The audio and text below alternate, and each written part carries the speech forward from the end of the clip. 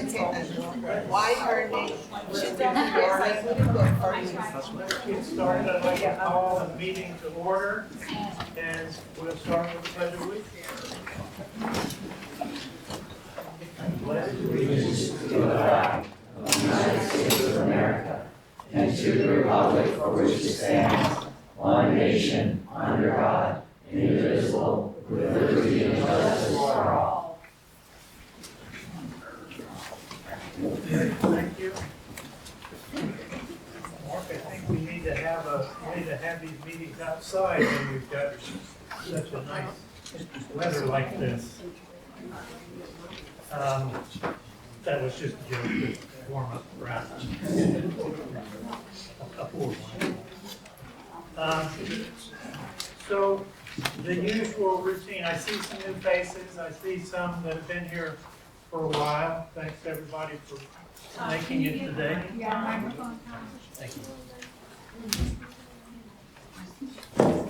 Thank you. Thanks to everybody for coming out tonight. I do see some new faces along with some that have been here a while. It's a lot for if you haven't if you don't have some of the background, sometimes we get into the details and it might be a little bit difficult to follow. We'll try to give you, the newer folks, some background as we get into the details. The way we do this is we take public comment at the beginning, preferably for things that are not on the agenda. The only agenda items that we have today are related to the data center. So if there are public comments for something other than the data center, now is the time to take them. If you have comments related to the data center project, then the way we found it works the best is to have the discussion and the presentation from the developers, and then if you have questions or want to make a statement, that's a good time to do that afterwards. So, with that, maybe I should also say that the way we handle this is that public comments, there's a microphone over here that is helpful if you can go to, state your name, and try to keep it within 3 minutes or so, mainly so we can manage our time here. So with that, do we have any public comment not related to the data center?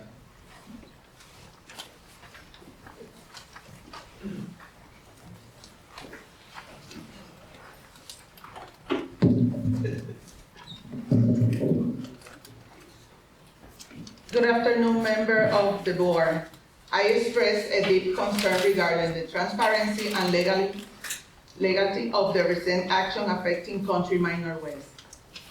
For 6 years, I have documented and reported to Mark Carpenter multiple violation of ordinance and residents.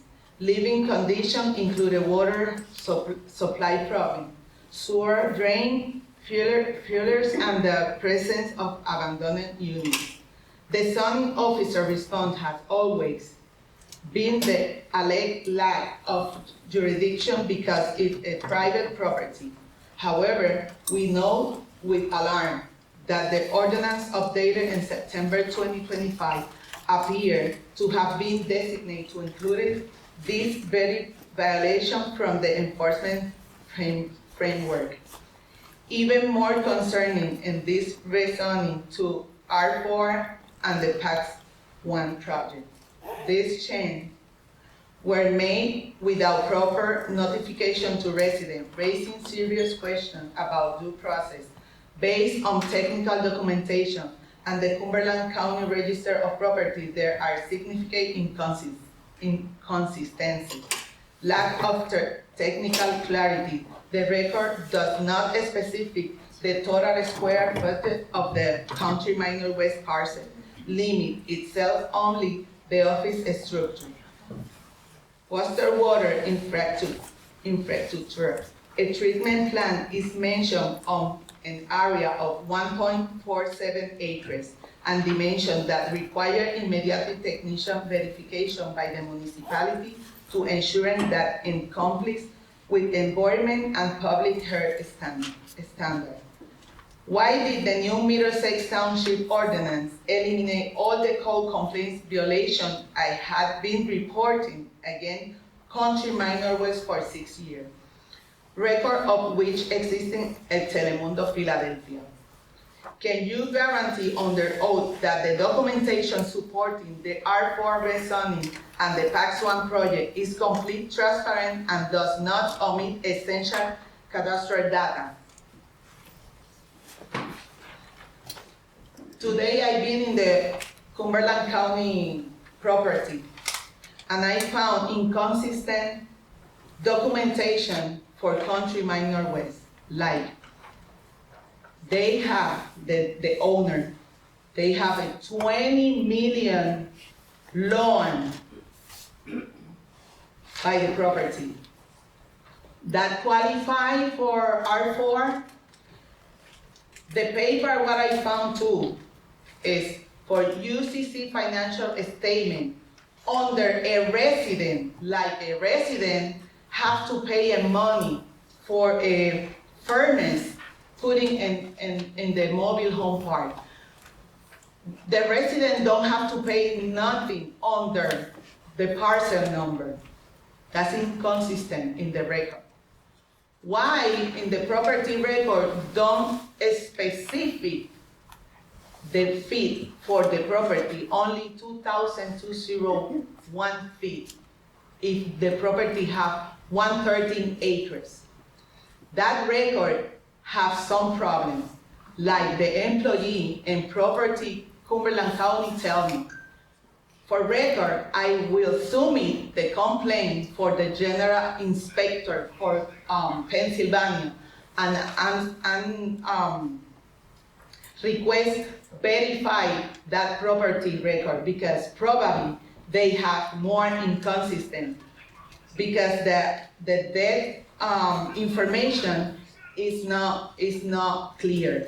Like the paper of the utility appear the name under the name or a resident for 185 Versailles Bridge Road. And I'm talking today with the lady, she have 85 years old, and she tell me she don't have nothing with Country Minor West and any PPL utility. And this paper is specific saying that she and her husband made a transaction with PPL utility for the utility property. Definitely, Mark Carpenter, do you verify exactly what the Country Minor West record have it, if the record is right? Because all information what I found, and I can find more, is inconsistent, and my community don't qualify for R4 because it's not in good condition. Thank you. Thank you. I don't know, Mark, I guess you've been dealing with this. Anything you want to comment on? I'll be talking to the attorney. Okay. Do we have any other public comment not related to our agenda items?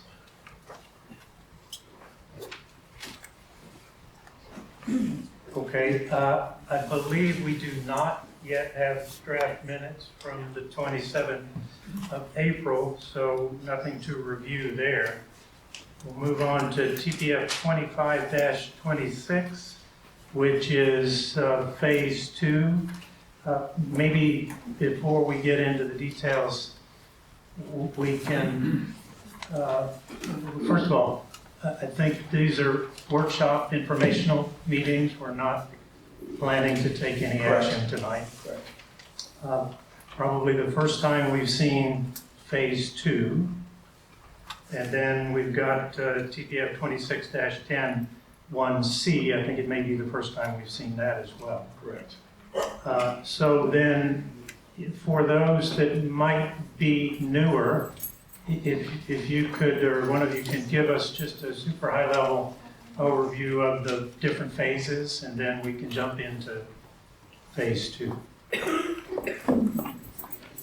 Sure. Nick Long here, pitch hitting for Justin tonight. So, yeah, phase 2, 1C are on the agenda tonight, and bear with me, we're having a little difficulty, so I have to work through this a little bit. Yeah, just by way of explanation, so if you recall, phase 1A is the PPL facilities. Final plan's been approved for that. Phase 1B, a preliminary plan, has been approved for that. That was the first phase with buildings, data center buildings.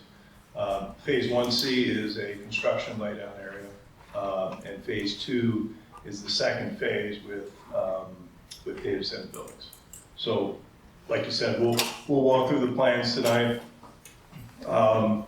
You know, we've presented in prior meetings a lot of data center information. You know, we're going to walk through the plans as a typical land development plan tonight, and then we'll see you another meeting. I meant to look at it before this meeting, and I didn't. But you have, I think at the last meeting you mentioned an informational website that's available. Correct. Could you remind us what is the URL of that? Yeah, it's www.pax1, the numeric 1, campus.com. And the reason I mention that is for those that haven't been here the whole time, that might be useful for you to catch up or to see. Yeah, PAX, P-A-X, the number, numeric 1, campus.com. Okay. Thanks, Charlie. We'll try and get through this, the technical difficulties aside. So, yeah, as Charlie mentioned, 1A, we received final approval last Wednesday at the Board of Supervisors, and that is this cyan or light blue color. This is the PPL substation phase. And then 1B, which we received preliminary approval last Wednesday, is the first campus with the data center buildings. And then we're here to discuss campus 2, phase 2, which is the blue, the darker blue, that contains data center buildings. And then phase 1C, which is the yellow, which is a construction laydown area. Just to orient everybody, so Interstate 81 here is at the bottom of the screen. Country Club Road is this pinkish color, kind of bisecting phase 3 and phase 1C. You have the conduit granite that circles the 1D and the phase 2 and 3. And then the PPL right away with the transmission lines that cut through the eastern half of the site. So from that, I'll move on to campus 2. So this is the existing conditions plan for campus 2, and this is the phase boundary. And I'll draw your attention to this blue area down here. That is the current construction laydown for the PPL laydown, which we received approval last year, late in the summer. So that's where you see some of the construction trailers and then the main entrance to the site in this area. So that was approved last year, just to orient everybody with how phase 2 sits on the land.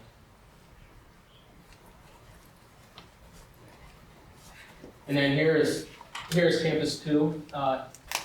You can see the 5 buildings, the data centers, and then you have the security entrance out front. The proposed roundabout for PA Data Drive, which was approved during the phase 1A plans. You can see the blue, which I'll mention is they're blue for illustration purposes, but are not actually containing water. They're stormwater basins.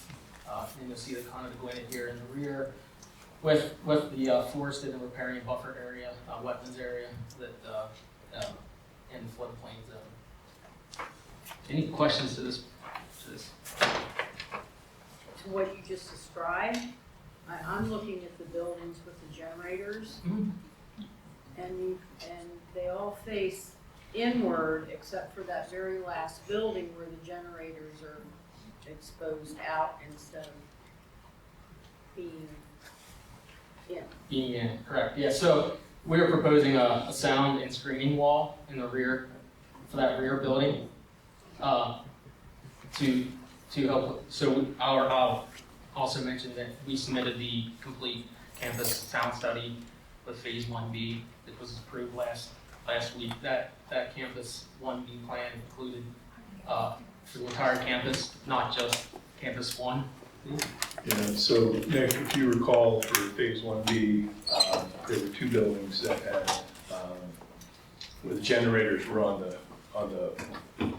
the west side of the buildings, closest to the creek, Because they and, were the smaller buildings. correct.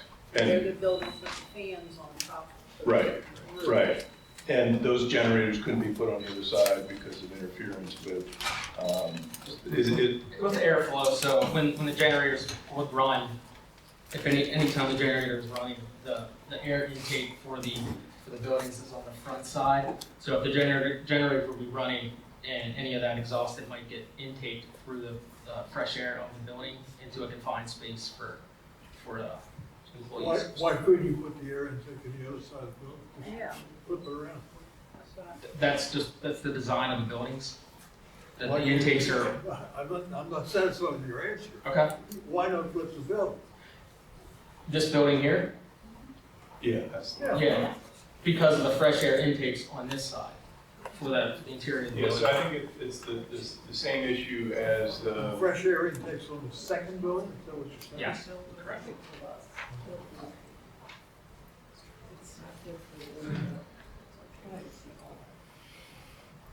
And just out of curiosity, Oops, sorry. the small building, yeah, that one. So that's a building where the water treatment and the sewer, and it's all the water and sewer run through that building. So when the water is treated as a front on the campus. And then your security in the front is your main access point for the campus, with the secondary access here onto the northeast. So this is for the entire establishment? Just for campus 2, phase Just 2. So I'll add too that a lot of the questions that we answered, a lot of the questions came up through phase 1 are consistent. This is a consistent plan with phase 1.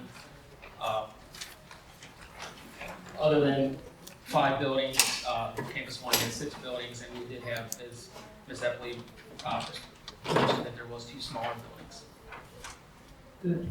And during the phase 1B discussion, there were, I think it was the ones on the left, if we're looking at it, buildings that were older design.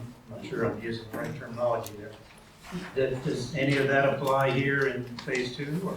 No, because of the sequencing, that's the smaller 2 buildings is the supply chain until phase 2 would be built.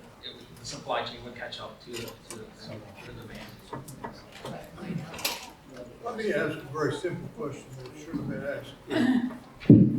asked some time ago. And this is because some people are confused by it. Why do we have phase 1, A, B, and C, and then phase 2 and 3? Why not 1 through 5 or 1 through 6? Good question. If there's some logic to it, it will make. There is. So when we started this process, we looked at doing phase 1 would be 3 parts. Initially, we were going to do 1A, was going to be the PPL substation and the electrical infrastructure, the water main relocation. The first campus would be part of phase 1, 1B, and that would be the first data center buildings built. And at the time, as we were working through with MTMA, we were looking at phase 1C as being a central water storage for the entire campus. So that has changed, and we've updated our plans accordingly. And instead of doing the central storage on 1C, we've decided after some engineering has been done and some calculations that we are now just doing storage for each campus on each campus, specific and relative to each campus, instead of doing one main location. So to start off the project, we had 1A, 1B, 1C. Now, instead of going back and making 1C phase 4, phase 5, we just kept it 1C. Okay. Moving on, we'll jump over here to the landscaping plan.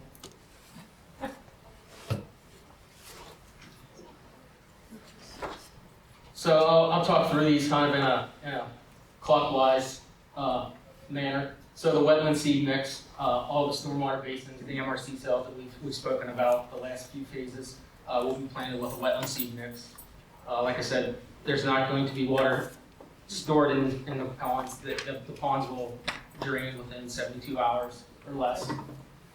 We're proposing street trees along PA Data Drive. And then also down here in the frontage of the phase, we're proposing a berm similar to what we're doing on phase 1A with an evergreen screening on top of the berm. And also any areas outside of the lawn areas adjacent to the buildings will be planted in meadow mixes. And then we're also proposing enhancing the riparian areas. We've talked about some of the areas that have been farmed right up to the edge of the wetlands and the channels, any stream channels. So we're going to enhance those areas by planting trees to improve those buffers, those riparian buffers. And then also I'll mention again that the existing wetlands and riparian buffer along the Conneaut Way in the rear. And all of that is consistent with what we talked about at 1B. Yes, Probably 1A too. correct. Yes. Yes. We're going to take a look. You know, we received comments from your staff, and we're going to look at adding more landscaping and trees in the front of the phase 2, just because it is visible, more visible from the Country Club Road than phase 1B is.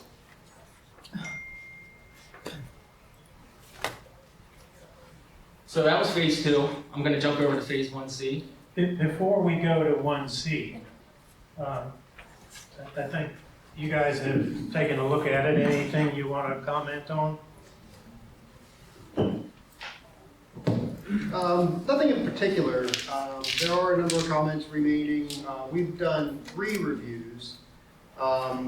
Most of the comments that we have from our first review, as is often the case, you know, first review letter is the longest one, and as we progress to the second and third one, a lot of the comments have been addressed. There are a series of waivers on the plan, which are the same ones that were requested for the most part on phase 1A and 1B. We do have to figure out a little bit about Country Club Road, when that piece that's west of 1A is going to be built. I know you guys are planning to do it with 1C, but then there's also a little piece of Country Club Road that doesn't front on 1C. So we got to have a discussion about how that's going to be addressed. There are a number of items that we need for the final plan. There are still a decent number of stormwater, kind of technical, but also relatively minor comments to be addressed. Yeah, nothing that really stands out, but there are still a number of details. Right. And timing-wise, Mark, we're probably looking at June. It's on the agenda, July 1st is the deadline right now for both of these plans. I don't think we have the county representatives here. Sorry, did you? When is the last meeting prior to that? July 1st. I don't know, I didn't have time to read through the county comments, but anything. July 1st is the meeting, the last meeting before it expired. Isn't there a meeting July 1st, Tommy? Not June 26th, July 1st. Wednesday. Yeah, Wednesday, July 1st. That's when it expires. That's a But I board, think he asked when was the last meeting prior to that. that's the last meeting, that's the last meeting. That's, Oh, okay, sorry about that. that's the last meeting prior to my first. So we have the planning comments here. They don't usually attend the workshop meeting. And I don't know if there's anything of note that we want to comment on, or if you guys want to comment on. Are you guys gonna submit a letter Yes. replying to these? Yes. Okay, questions, comments from the commission members? I was sitting at home looking at these drawings and that, and understanding that we do have a guardrail, 400,000 gallons of water. This is about water again. I just get thinking about things when I'm looking at all the water tanks and that on there. I'm figuring on site you're probably going to be storing around 40 million gallons, something like that, 36 tanks, give or take. Yeah. You know, and to fill it isn't going to take that long. 400,000 gallons a day, you're going to have 100 days to fill all your tanks. And I guess there's been a lot of thought put into how many tanks are on this site, obviously. And my question would be, these tanks will be full most of the year. And in conversations we had and visits we had in Virginia, water isn't used most of the year. So what I'm really kind of looking for is, what is your anticipated total water usage per year? Not the guardrail for 100 a day when you're filling tanks and stuff like that. I'm sure somebody thought of that to come up with this number of tanks. Yeah, so the tanks are used to buffer the hot times, Right. you know, when it's above 85 degrees in the building. So really the usage is, there is a usage number that they're planning for, but it's based on the temperatures, and to say that it's this amount every year. Well, it'll fluctuate, Yeah, I understand, based upon climate conditions and that, but surely somebody was planning for a worst case scenario here, I would think. There is, and it's based on 30-year average of temperature, but I mean, I can go back to the team and get you a better idea of what that anticipated is. Not like I said, it's all theoretical, it's all based on. Because that changes some of the perception people might have that it's going to be 400,000 gallons every day of the year, throughout the year. Right, yeah, and that's, I think is my colleague Justin has mentioned in the past that, you know, in the wintertime, there's no water use, very little water use at all, because it's not Because needed. it's water, Yeah. In your Thank you. estimation of that, you did not include the waste tanks, did you? 40 million. No, that was just a rough number, just count tanks. They were sort of, but some of those tanks are for waste. Right. Yeah, so, and I think, total number of gallons stored does generally includes the wastewater. So they're not all source tanks. Correct. Then mostly there was like 18, like 6 at each site that were storage. 6 or 7 for, generally, just like. It's 40 million is the number I made up, so. About 2 million gallons a tank. If one of those tanks would catastrophically fail, what would happen? Or is it engineered to, where would it go? That's a good question for the tank engineer. I mean, they're engineered, they're built all over the world. They're a steel modular tank, but they are, I mean, I think even the one we have, that NTMA has down on 81, it's pretty much that type of tank that would be used. Maybe not the same manufacturer, but that's the style that's going to be proposed. Well, when we give a permit for somebody to put in a swimming pool, we require that they have a plan on where the water will go when it fails, but, so you don't have such a plan. But they are designed for our earthquake zone, right? Yeah, and there's extensive geotech done on the ground for these tanks. There's also drains that are designed with these tanks. Yeah. Those tanks also require maintenance. What, just out of curiosity, what kind of maintenance is done, or do you know? Yeah, inspections, I mean, as they're being laid out, we're looking at keeping them, spacing so technicians and maintenance crews can get in and keep on top of those, inspect all the joints and the bolts that hold these together. Specifically, I don't know the exact maintenance plans, but I mean, we can definitely get that for you. I imagine the ultrasound for corrosion is probably ready. Yeah, I would imagine, yeah. But like I said, we can get more details for you. Other questions, comments on phase 2? Will any of the tanks hold potable water that be used in the building? I don't believe that's in the thoughts right now, because it's mostly just for the cooling water. That the potable water we handle through the domestic connection. This is a separate fee. Okay. Well, you could pull out 400,000 and then not be able to flush your toilets, so some sort of allocation. Well, I was getting at that if they were for potable water, you'd have to meet DEP standards for drinking water. So you're just gonna pull the potable water right from Middlesex Township Municipal Authority's lines? Yeah, and that's what the building Mr. Ryan asked about is the water goes to the central building and then it gets dispersed to the tanks, the waste or the cooling water tanks, or to each data center building. Is there any provision needed for algae growth and other baddies? That would be for the tank. that would be part of the maintenance and inspections. So a request we have, if you give us clarity as to, because it's not just one big system, and you will have to allocate, probably have something for separate storage, or else you're only gonna pull 395,000, 5,000 gallons for domestic use. You're gonna have some plan.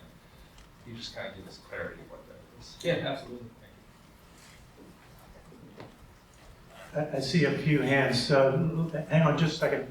Let's try to finish any questions from the commissioners before we take questions on phase 2.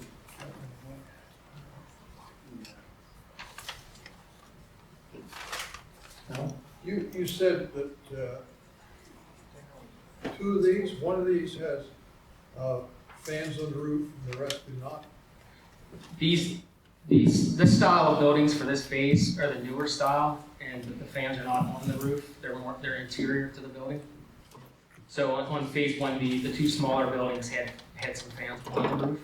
But this newer style, which is present in phase 1B also, the fans are interior of the building. On the plan, these buildings appear to be about 153,000 square feet each. Is that Correct. About approximately 900 by 210 feet dimensions.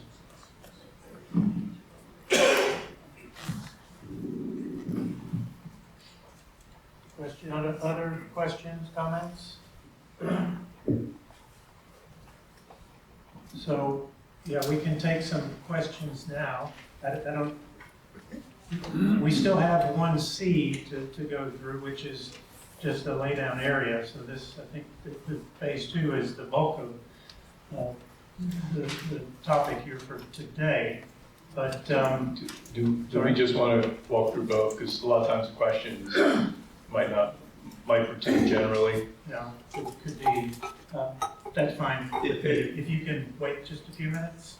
Right. Yeah. All right, we'll move to 1C.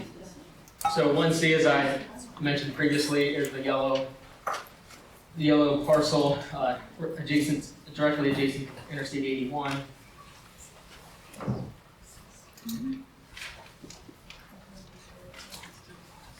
I believe this is the first time we've really spoken of 1C. So 1C, there's no buildings proposed. There's no water and sewer proposed. It is only for construction laydown, for additional laydown, as the general contractor begins to build and work on the site. They asked for some additional area for construction-related items. And this, even though this is temporary, we are required to go through the land development process. So we're submitting a preliminary, and then ultimately we would come back and submit final. So I'll run through the site plan here, so you can see the green colors around the west and the south is landscaping and landscaping berms. The other green here is a wetland, so we're staying away from the wetland.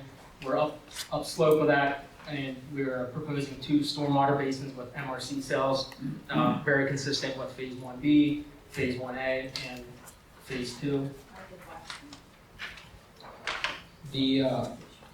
And this plan will also go through, the same as 1A, 1B, and 2 as far as NPDES and ENS requirements through the County Conservation District. We just submitted this about a month ago.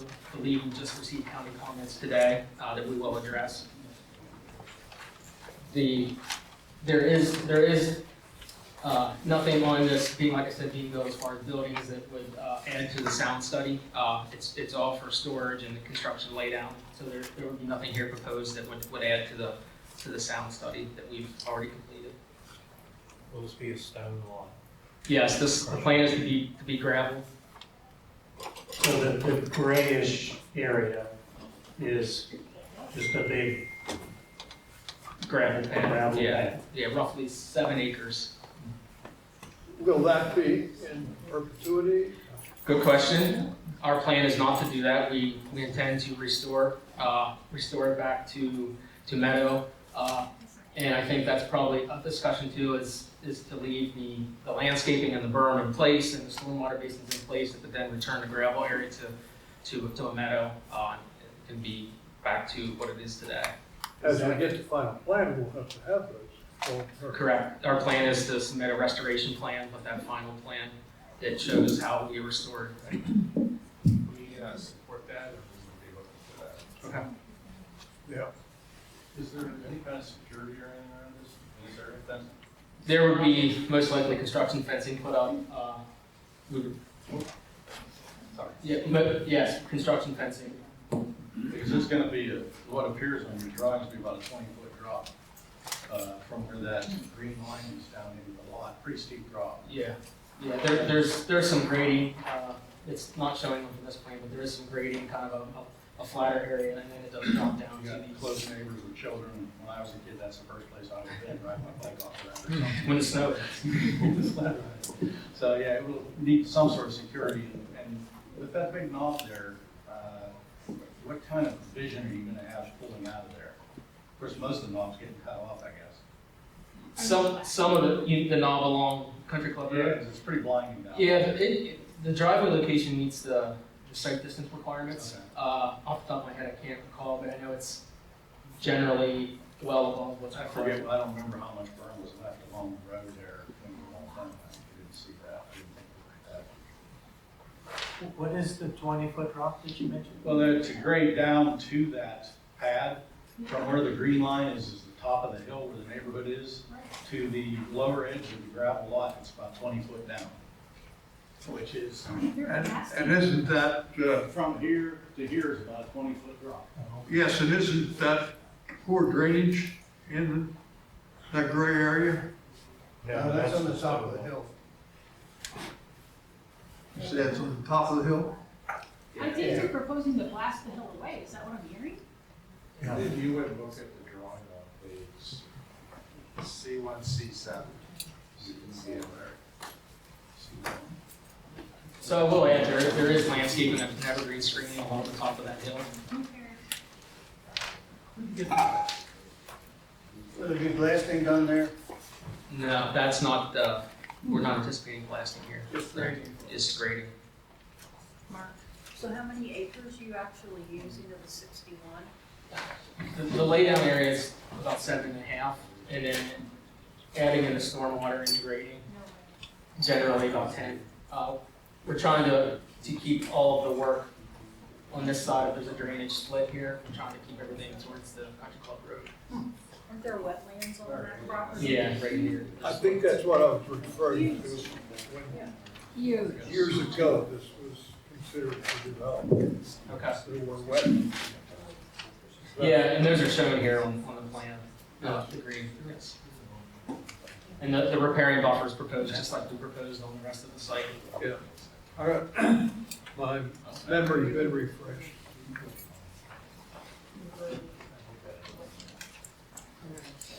Other questions, comments from the commission members?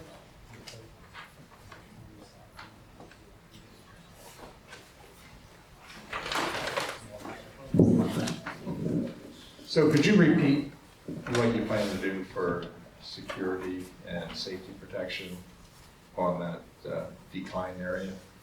So we would propose to put a security fence in, a temporary security fence, I mean, we can discuss, I mean, understood that slope, and there is a neighborhood near, we can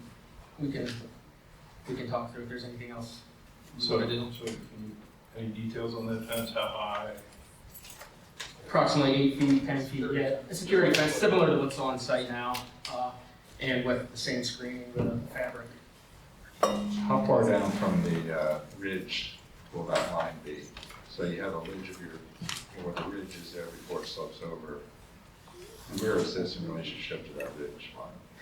I mean, typically they put it right up against the gravel pad, but I think we'd be open to putting it on top. Yeah, I'm not suggesting, I'm just asking, what is that distance? The distance from the fence to the bottom of the ridge. To the top of the ridge.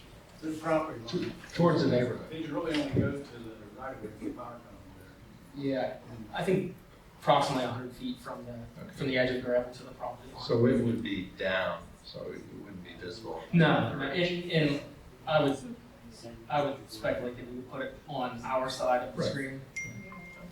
Thank you. Anything to comment on engineering wise? I'll mention that this is the first time that we've reviewed this plan, so we did have a longer letter. Some of the more substantive comments we have, wanted to confirm whether or not there's any lighting proposed on 1C.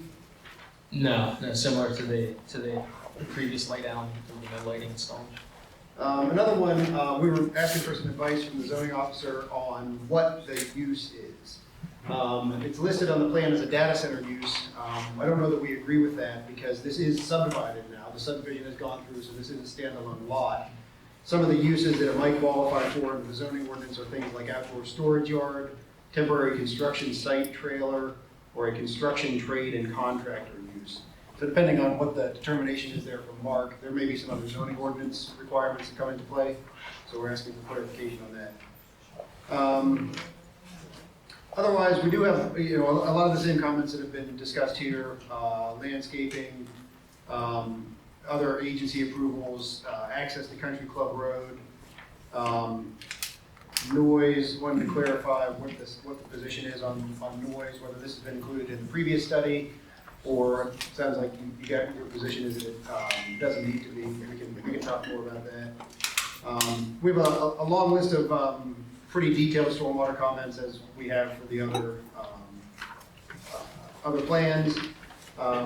Environmental impact assessment, we're asking if the intent is for the previously submitted EIA to cover 1C, or if it needs to be amended in order to include 1C. That's one of our comments. A lot of the same kind of final plan items that we've had for the previous phases, some items to be included in the developer's agreement. There are some modifications requested, waivers, deferrals, modifications. A lot of them that you've seen before on other phases, although it's a shorter list. So there are a couple that we're asking if that is not necessary to include some of those previous modifications or what the position is there. So it's pretty typical for a first review. We have a lot of questions, but we'll give the applicant an opportunity to answer them, and we'll kind of work back and forth and see where we land. Okay. Along with his comments, do you propose to have job trailers at this storage area? I think that's an option we'd like to keep open. Yeah. What kind of items would you store at the storage area? Is this for like inlets and steel and construction material? Yeah, I mean, speaking with the general contractor, this could be used for a number of construction items. It could be a staging area.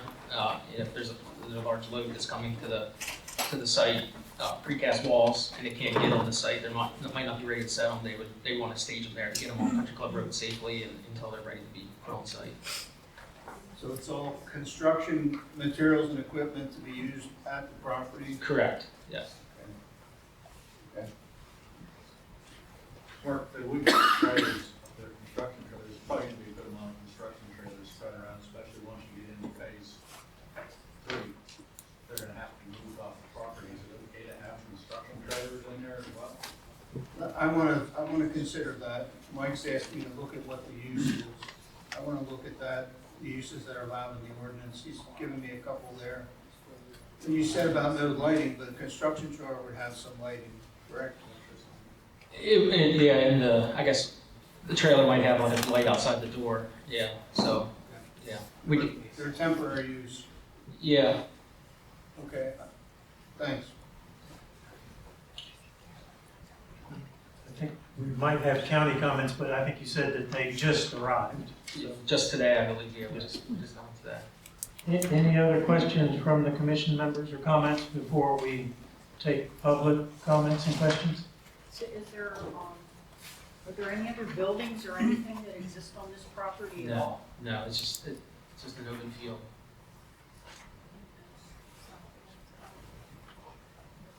This is an upland area, this is the top of the hill, right, basically. So it is well drained. Yeah, it drains to the wetlands there, you can see on the screen. You don't propose to grade off the hill along Country Club Road, that's what Doug was asking, similar to what Cumberland Preserve did. No, I mean, there is road widening as part of this, that's along this frontage, but there's very minimal grading that's needed. There is some, I can see on the drawing back there, that going down towards your driveway, it all rates up about 20 feet. Yeah. So it gets to the top, so we must have cut some of it. We're cutting some, but not the entire back. Just at the driveway. Yeah. Okay, Frank, thank you for your patience. If you could take the podium there, if you still remember your comment or question. Yeah. Just a couple of quick questions, and I'm trying to get up to speed on all this. Where are the water tanks going to be located physically on the property? Give me your name, Frank. Oh, sorry, Frank Labrador, Middlesex. That's the first question. Where are they going to be located? I didn't see them on any of the things. And what is the design of the tanks?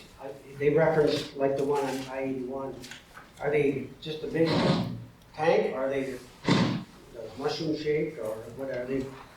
And then how big is that tank that's out on I-81, just for comparison? I don't know if you're familiar with that tank. The tank along 81 is about 1 million gallons. And then, could you show us on the plan where the tanks are on phase 2? They're on there, Frank, you may not have seen them. No, they're small circles, but you could blow it up. Those are about 7 tanks. Are they 1 million each? They're 2 million. Yeah, they're around 2 million right now. What diameter? What diameter are those tanks? Yeah, 80 feet is what they are right now. 80 feet? Yes. Diameter, and how tall? How tall? 60 to 70 feet, I believe, in that general area. Is this 80 feet in diameter or height? Diameter. Somebody wants to check that math, but yeah, 80, 60 feet high, it's around 2 million. The We've height, got, on a different plan sheet here, they're listed as 2 million gallons, 80-foot diameter, 51-foot high. 51 feet high, so they're lower than the height of the buildings themselves. Yes. Yeah. By 15, 20 feet. They'll be the same height as the farm silos that are standing back there now. They're 50-foot silos. They'll be that height, Yeah. Chris? If they're 50-foot, I think those silos are 50-foot. Those silos might be 60, but I think they're 50. It's been a while since I climbed. So you do. Other comments, questions about phase 2 or phase 1C? Good evening, Arlene Darlington, 7509 Worthsville Road. I guess I have questions. Just to confirm, so there are 5, on phase 2, there are 5 buildings that are 900 feet long and 200 feet wide? Yeah, a little over 200 feet wide, but yeah, generally that's the dimensions. Okay, well, that's the first time. And are these buildings the same size as the ones in phase 1B? The bigger buildings, yes. We got dimensions. How many generators would then be for each of those buildings in phase 2? There is generally around 40, I think, per building.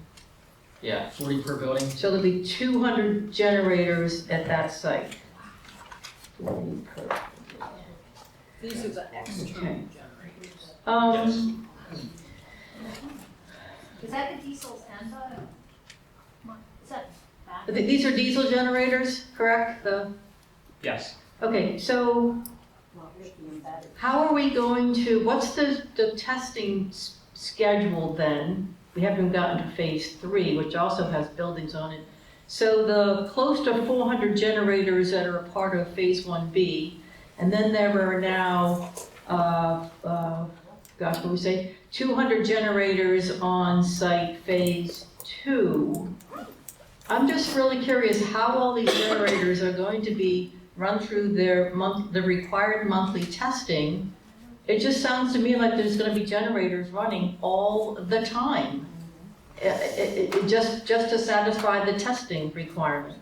So I'd like for the developer to explain to the group here, what's the plan for getting all these generators? We're up to 600 generators now, 400 in phase 1B and 200 in phase 2.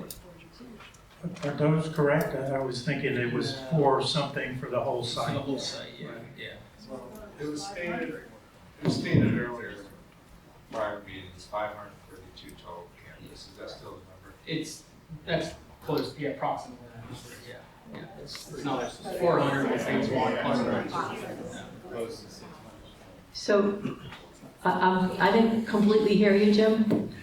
532 for the whole site. That's what was represented at prior meetings. Okay, so are we satisfied that that's the real number? Because I've kind of been pressing this every time I get up to talk. So I still think that we need to know how these are all going to be tested. They have this exercise requirement every month. We've heard this a couple times now. And I keep asking for how is that going to work into a monthly schedule? Is it going to include Saturdays and Sundays? If not, that's only 20 days every month that you've got to exercise 532 generators for up to 30 minutes each. So I don't have all that math, but I think I would really appreciate if the planning committee could push for getting a schedule from the developer so that I don't have to keep asking, because I will. Okay. What about the heat? I know that data centers in general give off heat, and I know that in this plan overall scheme, we only have 2 buildings that are going to have rooftop fans. But is there not going to be heat generated from the buildings even if they don't have rooftop fans?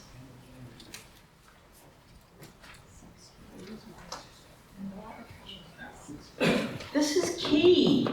Well, so we've answered that question previously. Well, I'm asking it again for the benefit of those who weren't here. So we're not gonna say something that contradicts ourselves. The person who answered the question the last time isn't here, but he will be at the next meeting, and we'll put it in our notes and we'll address it at the next meeting. Okay, that'd be great, because I've been to a lot of these meetings, and when I asked Justin before, if he's the person you're referring to who answered the question, I don't recall getting a concise answer I from recall him. the question and the answer. Yeah, okay, well, Well, my recollection, respectfully, is that we never got a detailed answer. In fact, I proposed. As to the heat. Let me finish. Oh, no, the heat, sorry, no, I'm still back on the, go ahead. Oh, I agree with you on the schedule. On the schedule. Yeah, I agree with you on the schedule. We'll provide a schedule. I think what we said was, as we move into final for phase 1B, the tenant will be identified and we'll be able to provide a more specific schedule. So we will be doing that. Yeah. Because I'd recommend at the time that we set some parameters around those hours, right? And it kind of strike this in unison. So, yeah, my apologies. I didn't realize you moved on to the heat. So. yeah, I'm trying to get through my questions. You can answer that one. Is the tenant going to be the same for each one of these phases? That's yes. Okay. Okay, so just to be clear, we'll get an answer on the heat question at what, the board meeting or the next PC meeting? Next PC. Next PC, okay, thank you. Did you have something else? I was just going to add that my experience with this kind of thing is that sometimes these engines will need to run longer than other times. It might be difficult to state an exact number of minutes, but hopefully we can get some kind of. Yeah, I think we can provide something. I mean, the areas where it might flex are, air quality days, right? So that you might have require some flexibility, but there can be a regular schedule, and that'll be something that we provide. Okay. As far as testing goes as well, is a test run an idle? Or is it run up to full throttle? Okay. That can make a difference between a truck out and a truck without even one base. Right. And Charlie, you brought up the air quality issue. Is that included in the environmental impact study? What we could expect for impact on air quality? So it's addressed in the EIA, but I think we stated several times before that the air quality permit is regulated by DEP. So does that make you not responsible? Now, that means that each generator requires a permit or permits for the generator. So there is a environmental regulatory permit issuance and review process for that. Okay. With DEP. Will you be asking for exceptions? Like they do in Virginia all the time? I don't know what they do in Virginia, but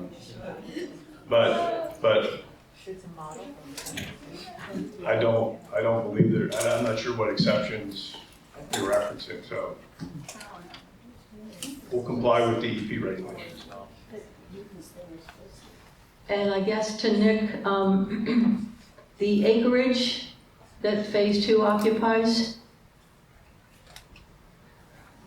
roughly? You might stump me on that one. I don't think I know that one off the top of my head. Yeah, I don't have that drawing in front of me. I can find it really quick. It's on the front sheet.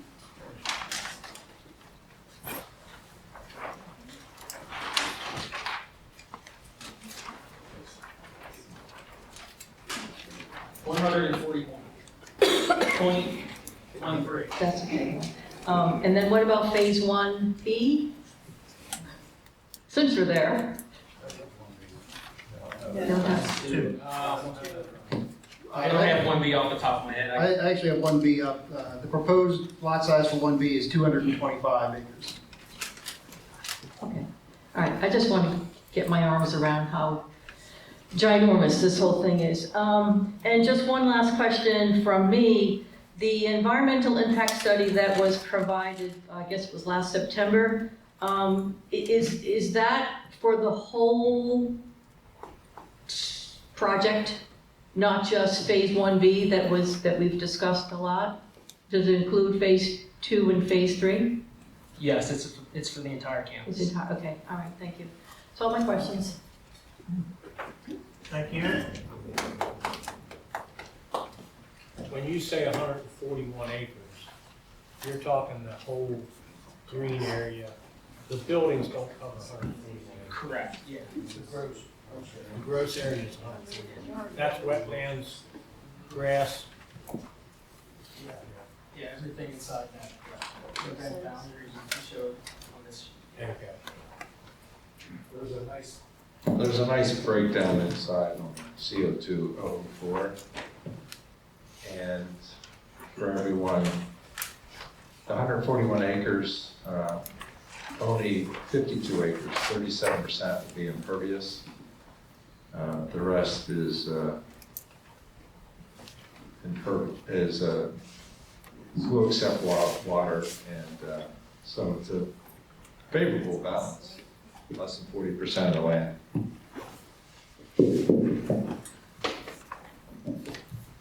Yes, ma'am. Viola Byerly, Country Club Road. I'm just going to piggyback on on the air quality and the generators, just for clarification. Since Cumberland County has like the worst air quality, 61% more than other counties in Pennsylvania, whenever we have bad air quality days, how will the testing then be changed? And how soon do you check that? So in other words, if we have, let's say, 50 generators that are supposed to be tested on the first Monday of that month and we have a bad air quality day, will we also in the schedule that you give us, will it share how that those 50 will be repositioned throughout the month? Because it's my understanding that the facilities must monitor and report emissions, ensuring they do not breach the national ambient air quality standards. So how will the reporting occur and how will the testing be handled? If there's more than one, but multiple days, which happens often here in this county, of air quality issues. So I think what we can do is, we can provide a schedule. And then I think we can provide perhaps, by way of example, how, if you have, for example, one air quality action day, right, what happened? How does that get, right. How does it get handled if you have 2 or 3? Right, because one may not be an issue, but if we run a week at a time, which sometimes we do in August and September, how will that be handled? Correct, and so I think what we can do is we can, with the schedule, provide an illustration of how that can be handled if you have multiple air quality days. Great, and will that be posted somewhere so that people can actually refer back to that if they have questions? I don't know how that occurs, so that's why I'm asking. So if we have bad air quality days, will it be posted somewhere that you guys, that the facilities will be moving so many testings to a different day and what to expect? I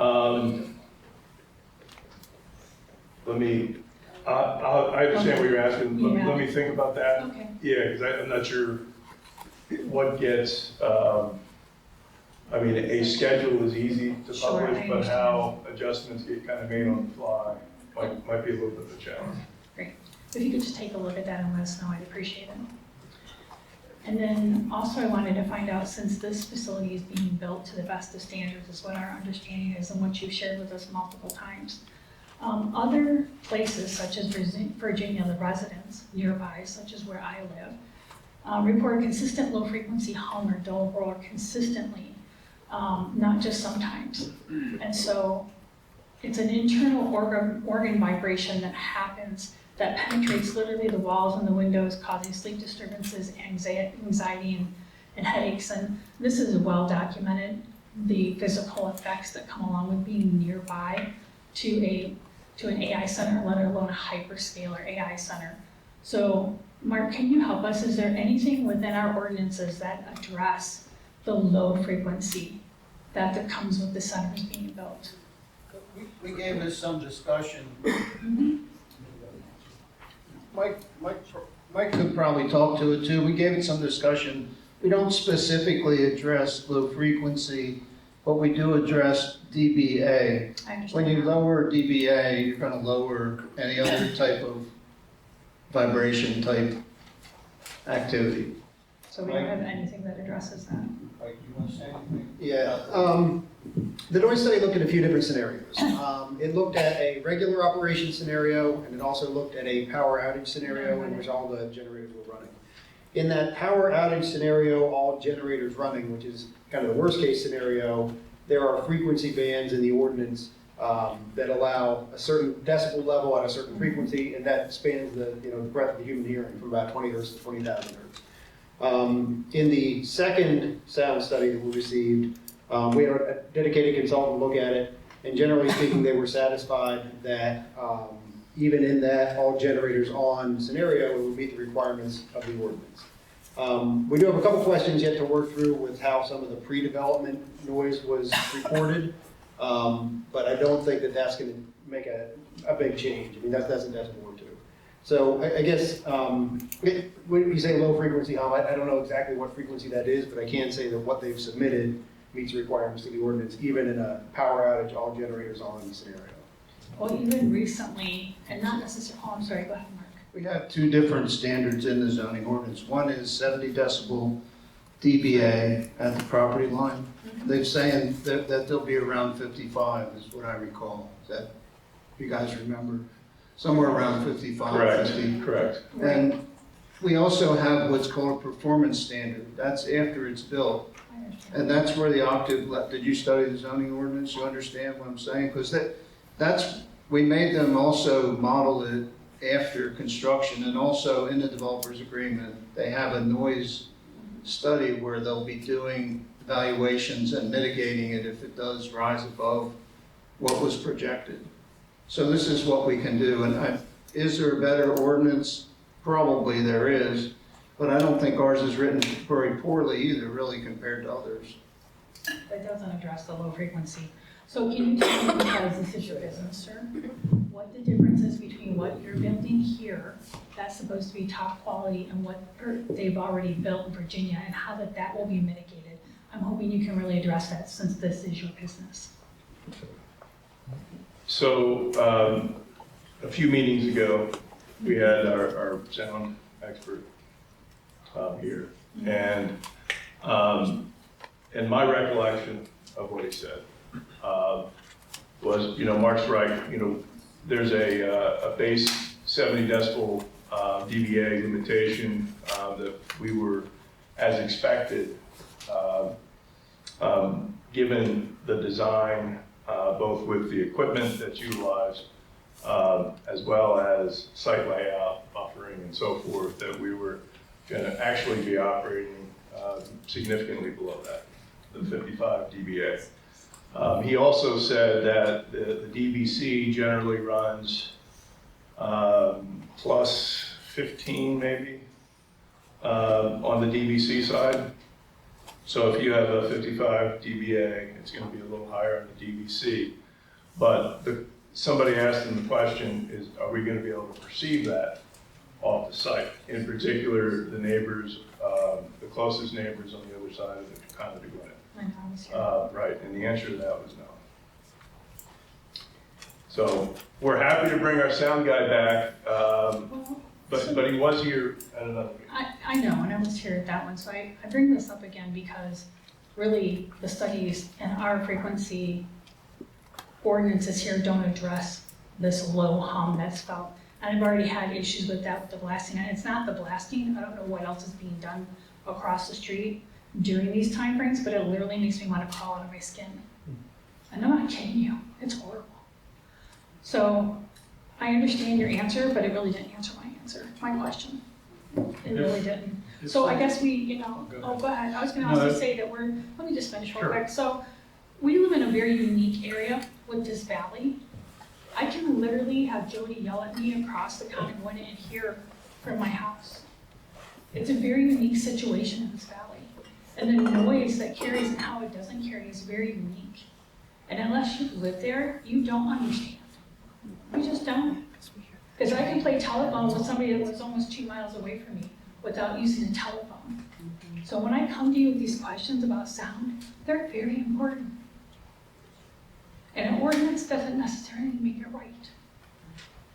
So if this happens afterwards, who addresses it and how it passed? And what can be done? These are the questions I ask you to think about before we pass on. Now please go ahead, because I did have one other quick question for the other phase that's happening, sir. Okay, just like we did with DBA, if we're going to start drilling deeper and deeper into DVC, we should probably have a good baseline for that also, measurements, because correct me if I'm wrong, but traffic is a big producer of DVC as well. Everything in your house, your fans, any machinery, furnaces, air conditioners are a huge producer of DVC. So having a baseline would be all important. We all live with it, it's around us. And if I remember, I think back in my OSHA days, now DBA, like I said, actionable level to OSHA in the factories is 85 decibels is where you start taking action. I think DVC was 135 or something like that. It's significantly higher because it's a different scale totally. So, if we're going to look at DVC real hard, we should probably have a baseline for that as well. Thank you. I just know there's also many false negatives that were shared with me in the recording of the sound in that area. So I want us to make sure we're taking a look at it. I wanted to go to the section that they're talking about for staging, please. If we can move forward in the slide to show that. 1C, I think. That's correct, 1C.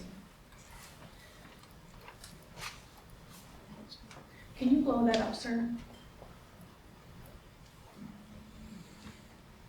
Can you go a little bigger? Thank you. So that grade section that's got all the back and forth on it, I live there, that looks like the hill to me. Are you saying you're not gonna blow up the hill for staging? No, that's not the plan. That's not the plan, sorry, that's not the plan. Well, that's why I'm asking, because I'm telling you, that's mostly wetland, and I don't know where you're staging. I saw the little flags that are posted out there that are supposed to be the wetlands. For somebody that lives there, the wetlands are bigger than what you got posted. So how are you using that area as a staging area if you're not gonna fill it in? And then how much of that to the back? I also see that blue section to the back. So look, tell me if I'm wrong, please, because I want to truly understand. It looks like you're staging to the front, and then you're also staging to the back. So can you please explain that a little bit more? Because again, these aren't my normal things. I don't normally read this stuff, so I need a little help in understanding. So this area here, I'm gonna circle it with my cursor. That is the staging area.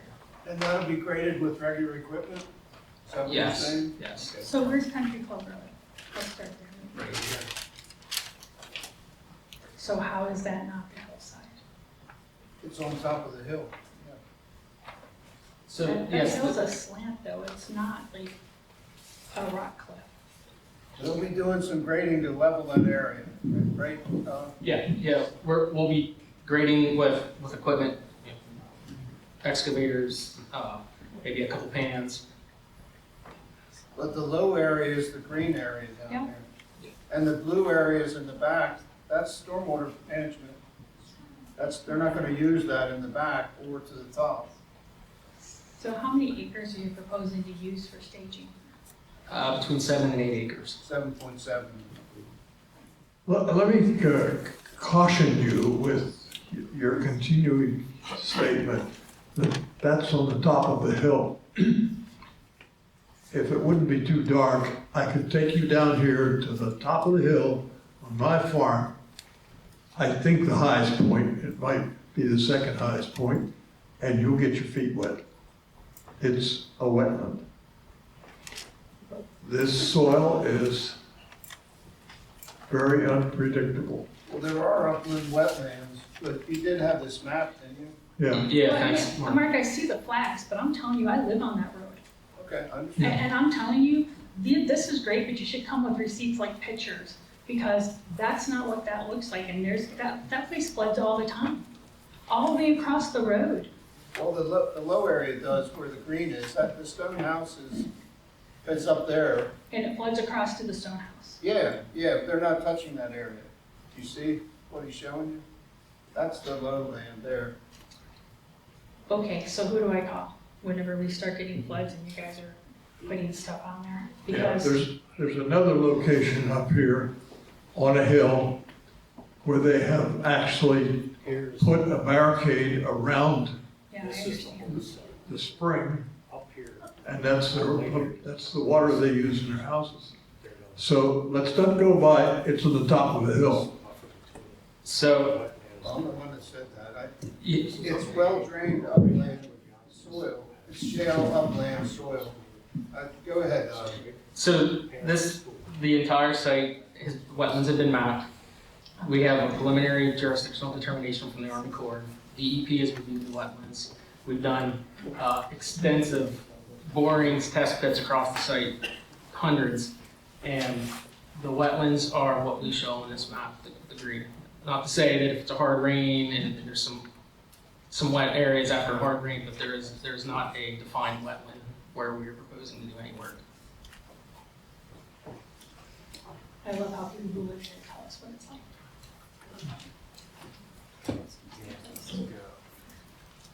I can add a little context to that too. I'm looking at the grading plan and, because it's a hillside and they want to create a relatively level pad, the grading plan shows cut on the high side and fill on the low side to create a pad that's roughly level. And I say roughly level because it's not completely level. The pad still has some slope to it, but it's flat enough that they can lay down equipment. With respect to wetlands, I mean, a wetland is where the groundwater elevation and the surface elevation are the same elevation. That's what makes it a wetland. Where they have the pad, there's a grade embankment coming up. If the pad sits about 14, 15 feet higher than the wetland, so I think that gives them some protection from the groundwater as well.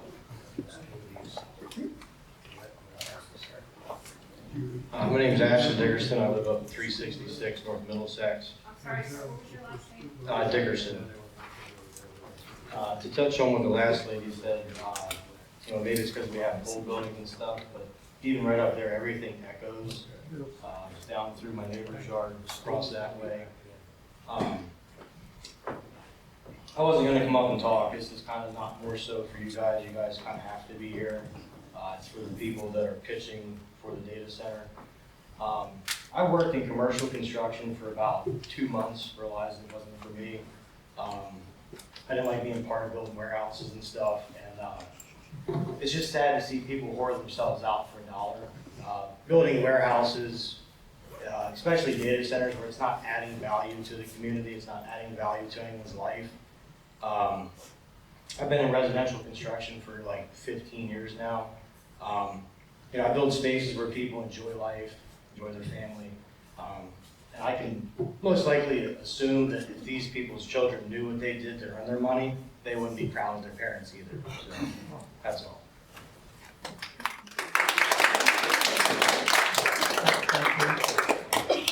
Bill, you want to start the clock? John Manta, 255 Wolf Bridge Road. I would like to know a couple of things about the generators, more specifically how they're going to be refueled after extended use and how they're going to be refueled for testing. Is there going to be diesel storage on site? What are you going to do about mitigating the heat that's generated not only by the data center themselves, but from the generators, which at the latest study that I just read could affect an area of about 4 miles in the diameter around the data center and raise the temperature of that area by as much as 16 degrees. The first 2 questions are most important. Having installed generators for most of my electrical contracting life, I know that generators are run automatically by time, and time is pre-designated by whomever. And so those generators are going to pop off at whatever day, whatever time that they're set to. Now, into the young lady's question about the times of the year when the pollution levels in Carlisle and in Cumberland County as a rule get to the level where you have to not even hang clothes outside because they'll be dirtier when you bring them in than when you put them out. So the questions remain. The first part is, how are you going to refuel generators after every test? And is there generator diesel fuel going to be stored on site? So I can answer part of that, and then we're gonna have to come back with a maintenance plan for the generators. There will be some storage on site for the diesel fuel. I don't know, I don't know the specifics of when they're refueled. That's part of the maintenance. I believe that was the first question. The first question was about maintenance and how are you going to refuel after maintenance if you're proposing that it's going to be an emergency system that's going to crank out as much power as you need as when the standard electricity fails. So just to make it tangible for somebody like me who doesn't know much about this, is it diesel that's piped to the generators, or does a truck drive around and fill the tanks up, or how's it? Do you know? No, it's being worked out. I mean, that would be a final plan to get more detail on that, but it's going to be trucks. It's not going to be a pipeline to the site or anything. Piping to a generator with a solid line is it's not a very good idea. It's not very safe. Bigger concern of safety than that is the ground around those generators where you have spills. How are you going to mitigate the spills from that diesel fuel that hits the ground? And how are you going to protect against freezing of those tanks. I suppose, I'm assuming that there'll be above ground tanks that'll be put out much the same as the water tanks. And I also like to ask a question. Phil made a comment a long time ago, when something like this, and I'll paraphrase, standards are standards, and I believe you used the coach from the Pittsburgh Steelers as an example. Standards are standards, so why are we making exceptions and granting exceptions and waiver after waiver for things that we ought to be doing? We ought to hold those people, and they preach transparency and how good they're going to be for us and how great they're going to be for our community. But yet, every time you turn around, they're asking for a waiver, and even something as simple as a light post, although we, turned that down. How many more waivers have we granted? How many more exceptions have we granted? How many more exceptions will we grant in the future? When all I'm hearing tonight is, it's a proposal, it's not in the final plan, it's not this plan, it's that plan. And so it sounds to me like you're coming to us with a half-baked plan that's going to magically flush itself out at the very end when you start to put, computers in buildings, and then it's too late. So I guess my questions, I haven't had answers to any of them so far, but my biggest concern is heat, and the heat that's going to be generated not only by the buildings, but by the generators themselves. And you talked about the insignificant amount of heat that's going to be generated by the outside fans. You also talked about those storm drains or those storm basins or whatever you want to call them that'll be emptied in 48 hours. Is that the number you guys have been quoting to us? Could you please tell me the kind of ground that's underneath those catch basins? Is it limestone? Limestone's certainly not going to drain itself in 24, 48, 72 hours. Shale, different story. Clay, different story again. What's underneath those catch basins, storm catch basins? Do you want me to go, Mike, or do you want to take Go that? So, a majority of these basins, all but Mike, correct me if I'm wrong, I think one or two proposed are the managed release concept basins. So they're managed to not infiltrate into the ground, but the water will infiltrate into the amended soils that are put in place, the few feet on the bottom of the basins, and then any large storms, it's transported through either a spillway or a pipe into the detention basins, and then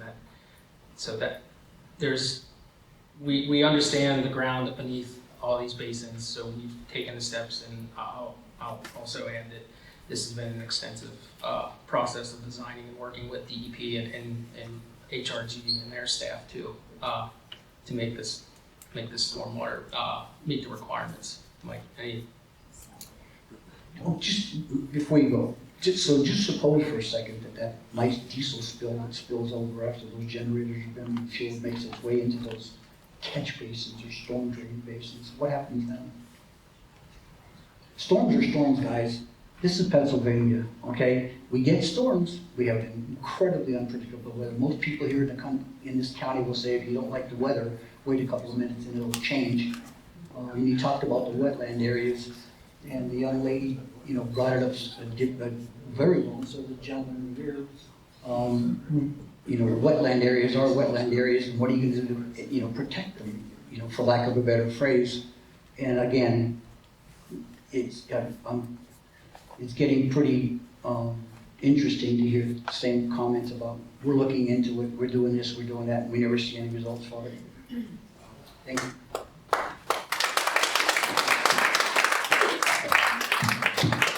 If I could just add one thing about the waivers that you mentioned, and all the waivers.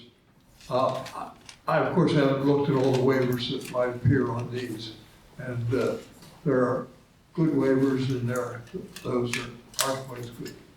But the subdivision land development ordinance is written with the fact in mind that there will be waivers under certain conditions. And because if we need to require them, we can, if it's in the ordinance. But the one that we see so often is curbs and sidewalks. If you build a house, you have to put curbs along the street, the road, and put sidewalk. And if you're out in the country, you don't want curbs and sidewalks, and it doesn't make any sense. So that's usually waived. Now, we need to take a good look at what we have here and what those waivers are. But I'm just saying that waivers are kind of a thing that we see frequently. I can comment on a couple of things. The curb and sidewalk is a good example of a waiver modification request. That one's submitted as a deferral, which says that, and there's a requirement on the recorded plan, that if the township decides, hey, we now have sidewalk on adjoining property, something for the sidewalk to connect to, we can then require you to install the sidewalk, I think within the span of 6 months. So I think that's standard. Sure. And before we move up to the stormwater basins, the geology underlying the site is shale predominantly. There's very little, if any, limestone on the site. There was a lot of geotechnical testing done to confirm that. The MRC basin is it's kind of a redundant basin. There are 2 basins in series. The first is a series of cells that collect the water and retain it in engineered soil. So the soil and stone bedrock would be over excavated and replaced with about 2 to 3 feet of an engineered soils material. In that engineered soils material is an underdrain. It's a French drain, basically, that leads out through an orifice, and then that orifice will dewater the basin within 72 hours. It doesn't rely on the underlying soils, it relies on that French drain system with a control orifice. Once the water leaves that MRC cell, it then flows to the detention basin, which is kind of the standard basin that's been around since the 70s. So it's kind of 2 basins in series. Jody just wanted, if I could follow up on the diesel fueling. I would suggest that I would be unable to support any final plan on any of the campuses without a diesel refueling strategy, because we're not getting the information that we need. It was first addressed a month and a half, 2 months ago, with a casual comment that was grossly misstated, and very familiar with the self-contained units that diesel generators are, and in no plans has there ever been any proposed diesel storage. And given the volume that's on site, it would have to be massive. So we're looking for a refueling strategy. If I was running the site, I would imagine that I'd be bringing in tankers to refuel right into the generators, but it's your operation. Although I can see where you would want some fuel, but I would rather contract with a third party and line them up with priority to bring tankers in, because you're talking massive amounts of fuel. Additionally, I would like to know the total gallons being stored on site. So if you know the size of the tanks on these, what I understand to be 2.5 megawatts on the big ones, then you got your reserve ones. If you could just tell us how much fuel is being stored on site. Thank you. Yes, ma'am. Jody Shibble, 8 Berry Drive. I have some miscellaneous questions, actually. One is about the fuel. I asked Justin, I believe, at the last meeting. In fact, I'm pretty sure it was. And I specifically asked, would there be any fuel stored on site? And at the end of that, he said no. And at the end of that, I asked, would it be above, so you're saying there's no storage stored underground or above ground? And the answer was, no, we are not. So that would be a lot of trucks filled up coming in at one time, probably too. And are they gonna sit those trucks in one of those little spots overnight so they always have one available? You know, I mean, I'm just saying, because there wasn't a direct answer to that. Yeah. And I was concerned about the fire management plan, and that's really what was triggering that question. Okay. The noise. We went to Cumberland Preserve, Viola and I, by foot, door to door, talking to people. And what I noticed there is in the front end, they have all the 81 highway noise coming through. And we were at one spot where there weren't houses, and my watch went off for a loud noise area, which I have set. So, and they say, or somebody said, and I can't tell you, you know, I can't verify it other than what he said to me, was that they asked about that, Mark, and and you said 81 or whoever does that was not willing to put up a sound barrier on that side? Does that sound familiar at all? On the approved plan for Cumberland Preserve, there was no provision for any sound barrier. What I had said is that sound barriers cost a fortune. Last I heard, this was 15 years ago, maybe $1,000 a foot. I'm sure it's more than that. So we either spend $1,000 a foot for a sound wall, or we fix 81, improve 81 through the Carlisle area, out of third lanes, or whatever we're gonna do. So I'm not sure, it would only be done, if the federal government widens that area, they do a noise study, they may add a sound wall. But there isn't any plan for a sound wall. That's probably what I said. So they've been promised really when they were buying houses, you know, that there was gonna be the housing development, the little city street everybody could have used, walk up through those trails. Not seeing any of that, and now they've got noise. But the next thing they've got now that I don't think they really understood either, which is why you saw them all here last week from that community. I hope they will come again. Do we have anybody in from Cumberland Preserve? No. See? Yeah, that's a problem. So they're getting now, are they gonna get the noise from the data center, is my question. Because now they're gonna have it coming at them from the front and from the back. And who answers that? Well, I mean, I think our sound study identifies what the noise level will be generated off-site, that it's going to be in the area of about 55 dBA. The background noise was, my recollection was, in the neighborhood of, was it 45? 45 dBA, something like that. At your property Correct, correct. Yeah. And there were spikes I've seen on there, I think up to 70 in some cases. Correct. That's mainly from 81. 81, that's, it was identified as no traffic noise. Which is why I said now they have both. They shut their windows on the backside at 81, and now they'll still have some sound probably coming through from the front. So I'm just saying that I noticed that was pretty, I couldn't believe it myself. So, yeah. And in the hyperscale data center, how many of those little chips are in there? And I'm understanding that, you probably know this, I mean, you probably discussed everything. I see you smiling sitting there, so you can just come on and smile. I smile because I have no idea, but we can provide. Well, I asked. Yeah, I don't.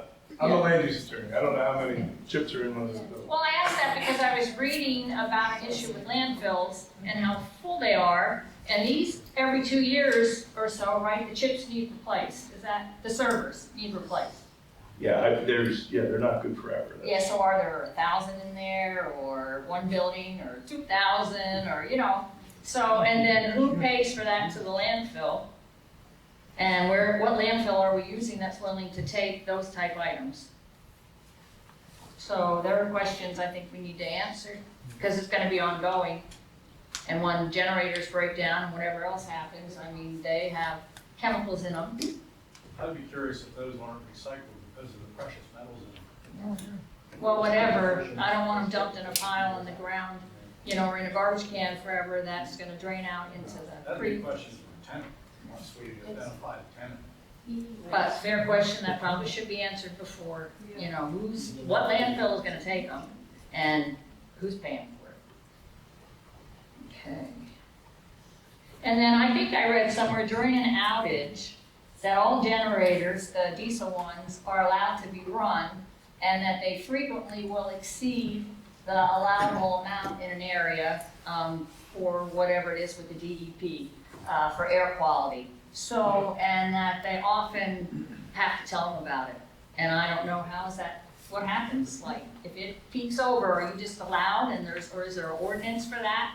That it doesn't matter what it is, for how many days, if they're in an outage? You mean noise or No, I pollution mean or air, both? air, Yeah. air more than, well, we know what the noise is gonna do, that's be horrendous. We've all covered that, that's bad. But the air quality, because it's gonna, you know, I foresee us having outages based on our drought level and all of this. It's so huge, these amount of buildings. So concern would be, what happens when the air quality, you hit it, and who's monitoring that? And how does it get reported?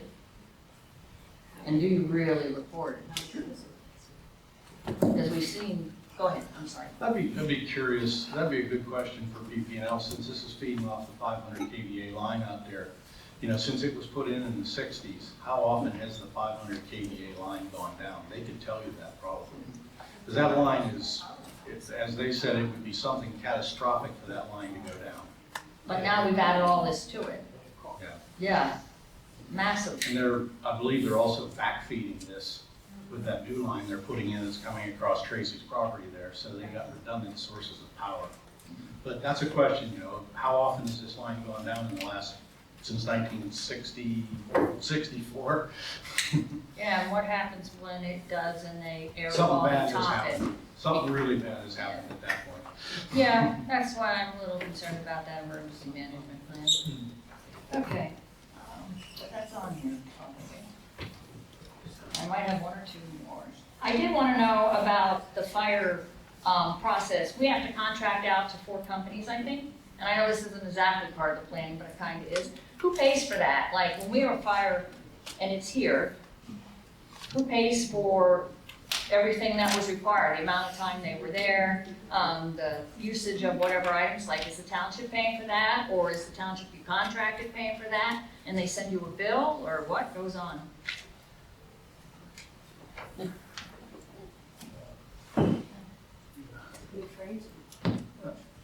I don't have the full knowledge of this, but we have a contract with 4 fire companies. We get money in from the state of Pennsylvania, we distribute it to those companies per our contract. We also have a fire tax and we distribute money to the companies based on a proportion of how much they serve different parts of the township, as I understand it. So each incident isn't billed separately, but this is something that's evolving, and we're having trouble with having volunteer firefighters, so we may be moving to a larger tax with paid firefighters. And so we're paying, so our taxes are going up, not the people that are getting. Businesses pay the fire tax as well. Yeah, businesses, the data center would pay their fair share. Who decides who your share is? The township levies, one of the things we're allowed to do is levy a fire tax.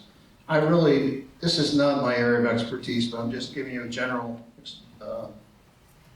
reply. Is that satisfactory? You could talk with the supervisors. Yeah, I just want to know, you know, I don't think we should be affected by this. We're already going to be affected by the electricity probably, but this is a fire, and we don't have a township, I mean a fire station, and I understand we may have to support it to some fact, but you could look at an average of any fire that we do and figure out what we would probably owe compared to this massive fire or whatever, or frequent ones because it heats up. I mean, they may be coming out twice a month in one of the articles I read. Well, this is a large property, and they will pay proportionally their share. That's all I could say. They're gonna pay their share. I'm not sure what else to say, ma'am.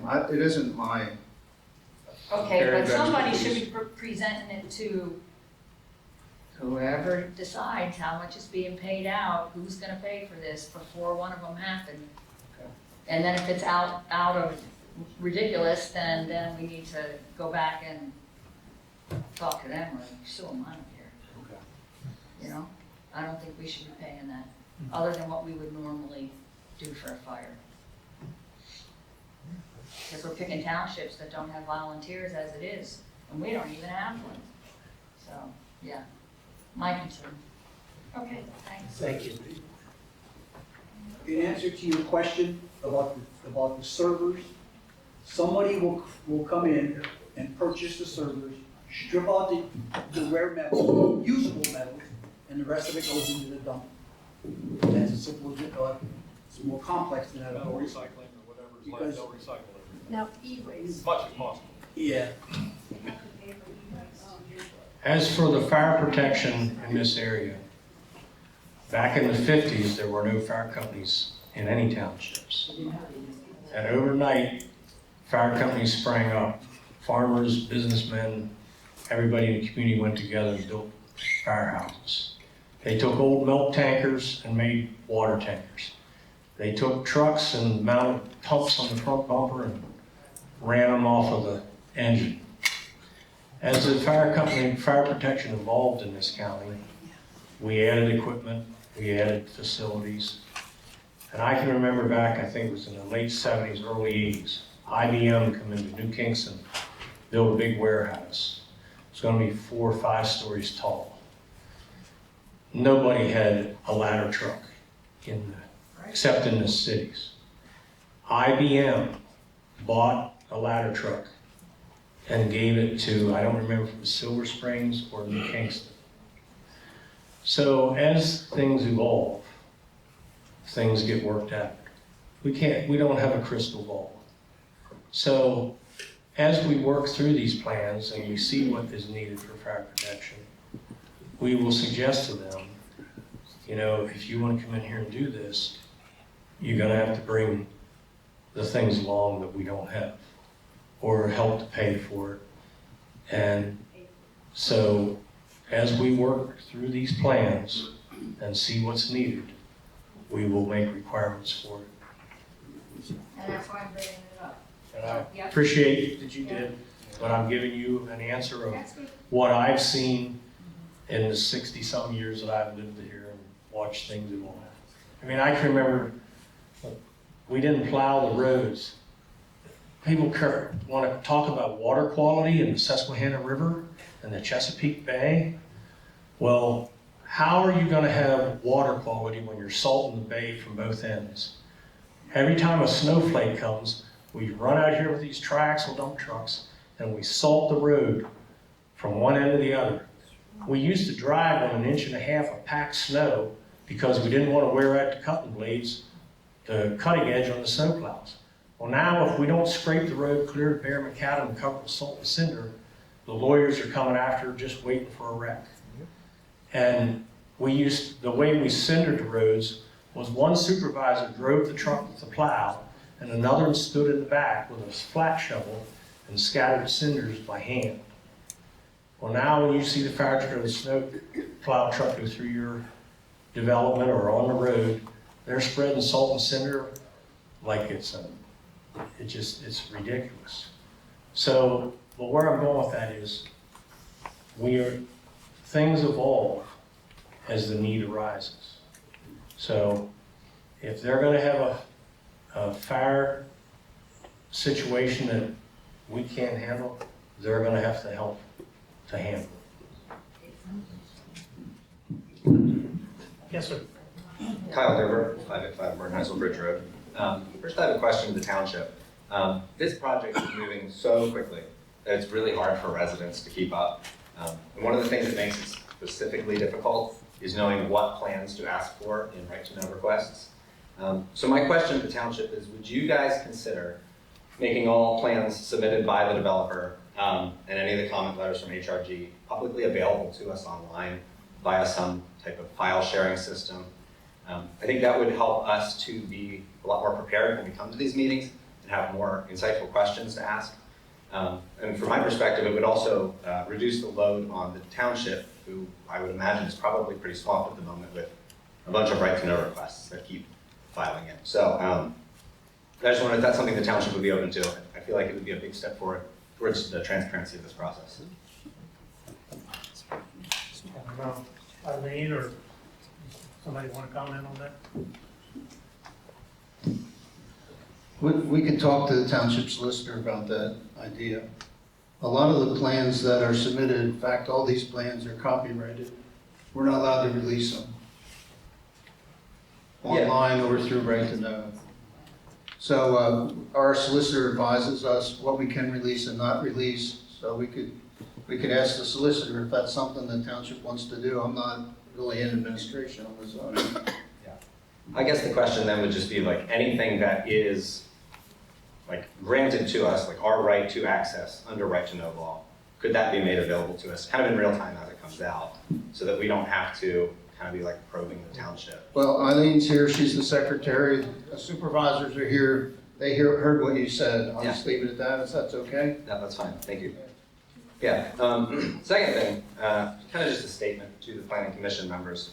I believe that many of you, at least some of you, know in your hearts that this project is wrong. I don't mean data centers as a whole necessarily, but specifically just the way this process has been handled.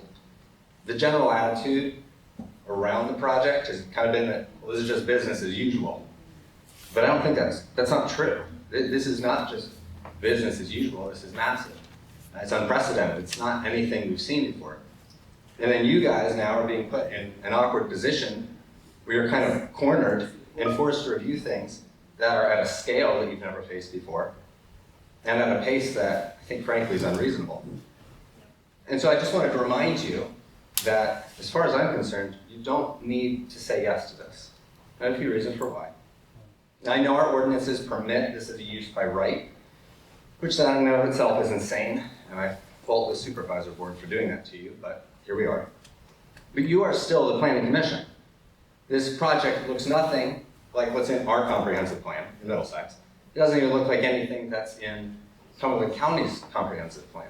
I think it mentions data centers, but certainly not a single site hyperscale data center like we're talking about here.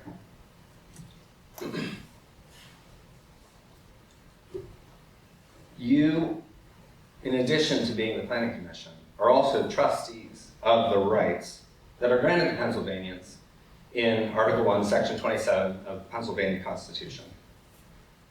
And to that point, the Appalachian Trail Conservancy has recently publicly expressed their disapproval of this project on the grounds that it negatively impacts the environment and a national treasure. Their sole purpose for existing is to protect natural resources, which are granted to us in the Constitution, and to preserve the Appalachian Trail itself. We also, additionally, and I know Mr. Courtney disagrees, but we have reason to question the validity of the developer's impact assessment due to a perceived conflict of interest. In my opinion, and from my perspective, you have multiple grounds on which not to approve this project. We all know that it's wrong. I think you know that it's wrong. You should not recommend this to the board, even if your vote is merely a protest. Use your seat to make a statement and have peace knowing that you chose to stand up for the truth, even when everyone around you is willing to compromise.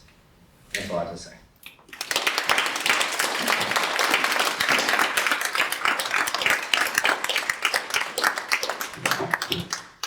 Thank you.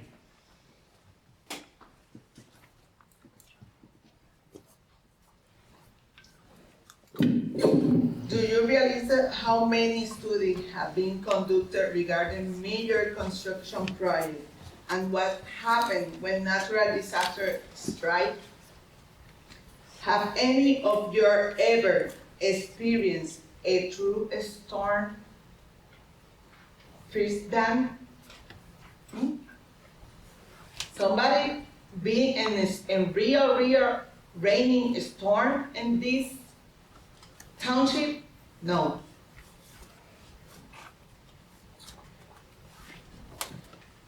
Okay. I would it is the community and residents who suffer to the simple fact that whatever you are engineer, inspector, zoning official, or planning board member, and no matter how many studies you conduct, Mother Nature will inevitably reclaim and protect that which human beings driven back by economic ambition have destroyed. The chemical that project manager discharge often superficially,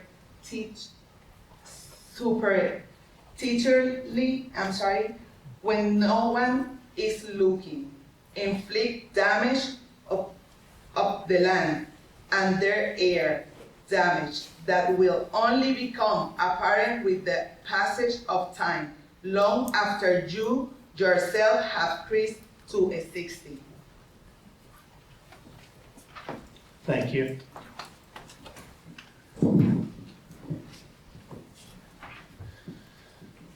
As far as these stormwater basins and experiencing a storm, I lived here in 1972.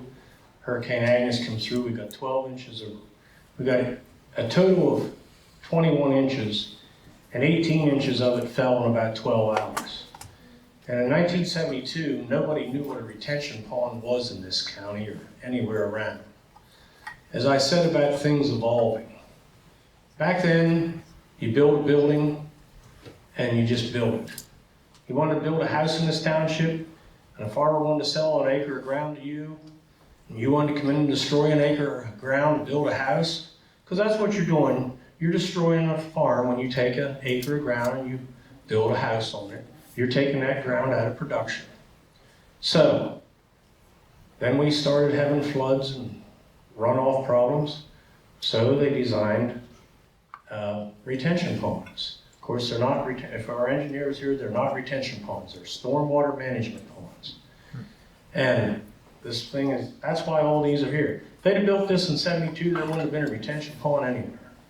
So we are managing our stormwater a lot better than we did 50 years ago.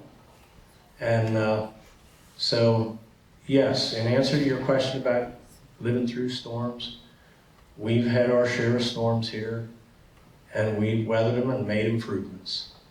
So Any construction close to the creek don't have any plan, because the creek is not do whatever the human want. The creek do whatever the mother nature want. It doesn't matter what the human makes. I want to make a comment and a suggestion to the gentleman that spoke before you did. We only have the zoning ordinance, subdivision land ordinance, subdivision land development ordinance, excuse me, and a few other rules and regulations to follow. And we're not judging this on whether we like it. And if we're a good planning commission member, we keep that out of the equation because it's what we have to do. If you review the ordinances carefully and see someplace where we have not, where we've missed it, or these plans violate the ordinance, bring them to us. But until we find some in writing documented that they are avoiding, misrepresenting, or violating, we're really powerless to do anything.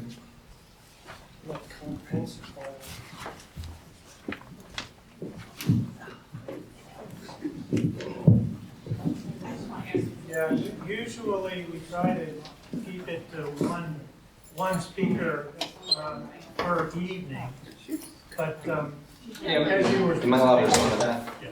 Yeah, I'm well aware of that. I know that, I say typically, and I know it's not typically, it's always. Your job is to take the ordinances that have been set into law by the supervisors and apply them to the project and evaluate, does this align with the ordinances or not? And that's really all you do. I totally understand that. What I'm getting at is there comes a time where you have to use your conscience as well as your mind in comparing ordinances and say, like, okay, but is what we're doing here, is it ethically and is it morally right? And I'm not necessarily, like, it's you follow your own conscience, discern that for yourself, it's between you and the Lord. But when a time does come where you have to evaluate whether what you're being asked to do here is morally and ethically right, then you may need to go above and beyond and appeal up the chain. And not just kind of put your head down and do your job that have been given to you by your higher ups, but go even higher than that and say, like, no, this isn't right. And in this case, the Pennsylvania Constitution does grant us certain rights that I do believe are being violated in this. And I think you have both the ability, but also the right to, and the responsibility to appeal up to state constitutional law and say, this needs to apply here because it's not being represented by the ordinances. Thank you.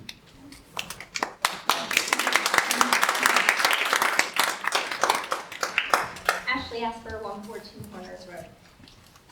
Just a question about the blasting. For phase 1B, when do they start blasting? For how long will that be? And how deep are they planning to blast?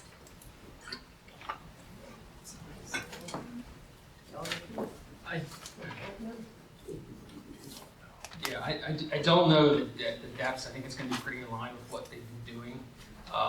As far as timing, there's a break right now, and it's going to be starting. I don't know the exact dates. I mean, that's up to the general contractor.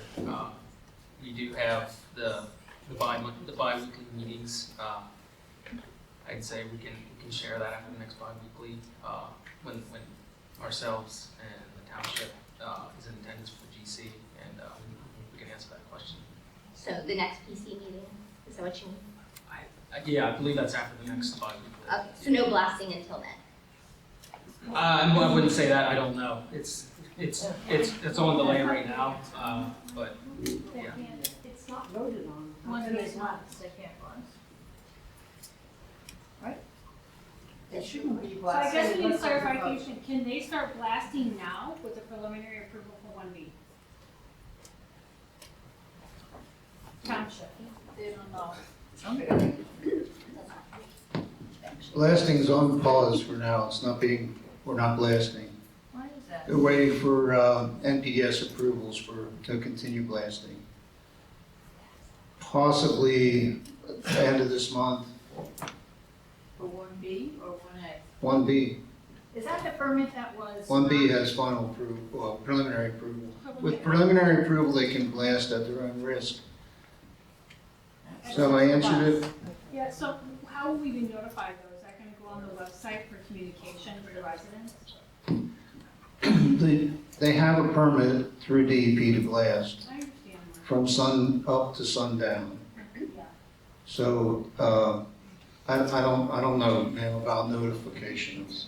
So I think we can look into providing some kind of schedule. Perhaps the website's the easiest place to do it, but I think once we know the schedule, Mr. Carpenter is correct. Is that the PAC's website? Correct. So their website and not the township's website is where we should be looking for a schedule? It's their Just so I information. understand. It'll be on their website. And, yeah, and so we can't blast without an NPDES permit.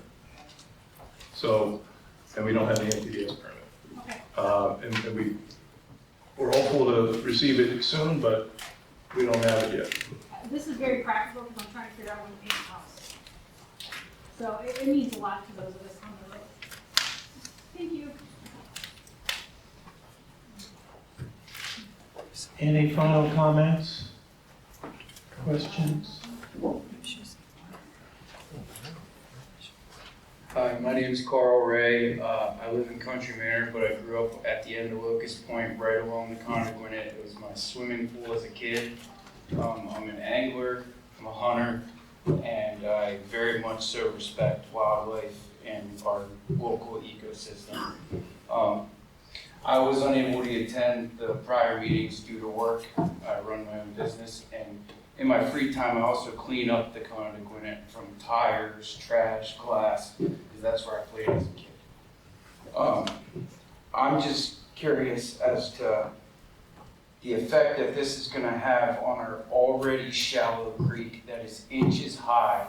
How much water is going to be drawn to where we're walking on rocks and our kids don't have that creek to play in like I did?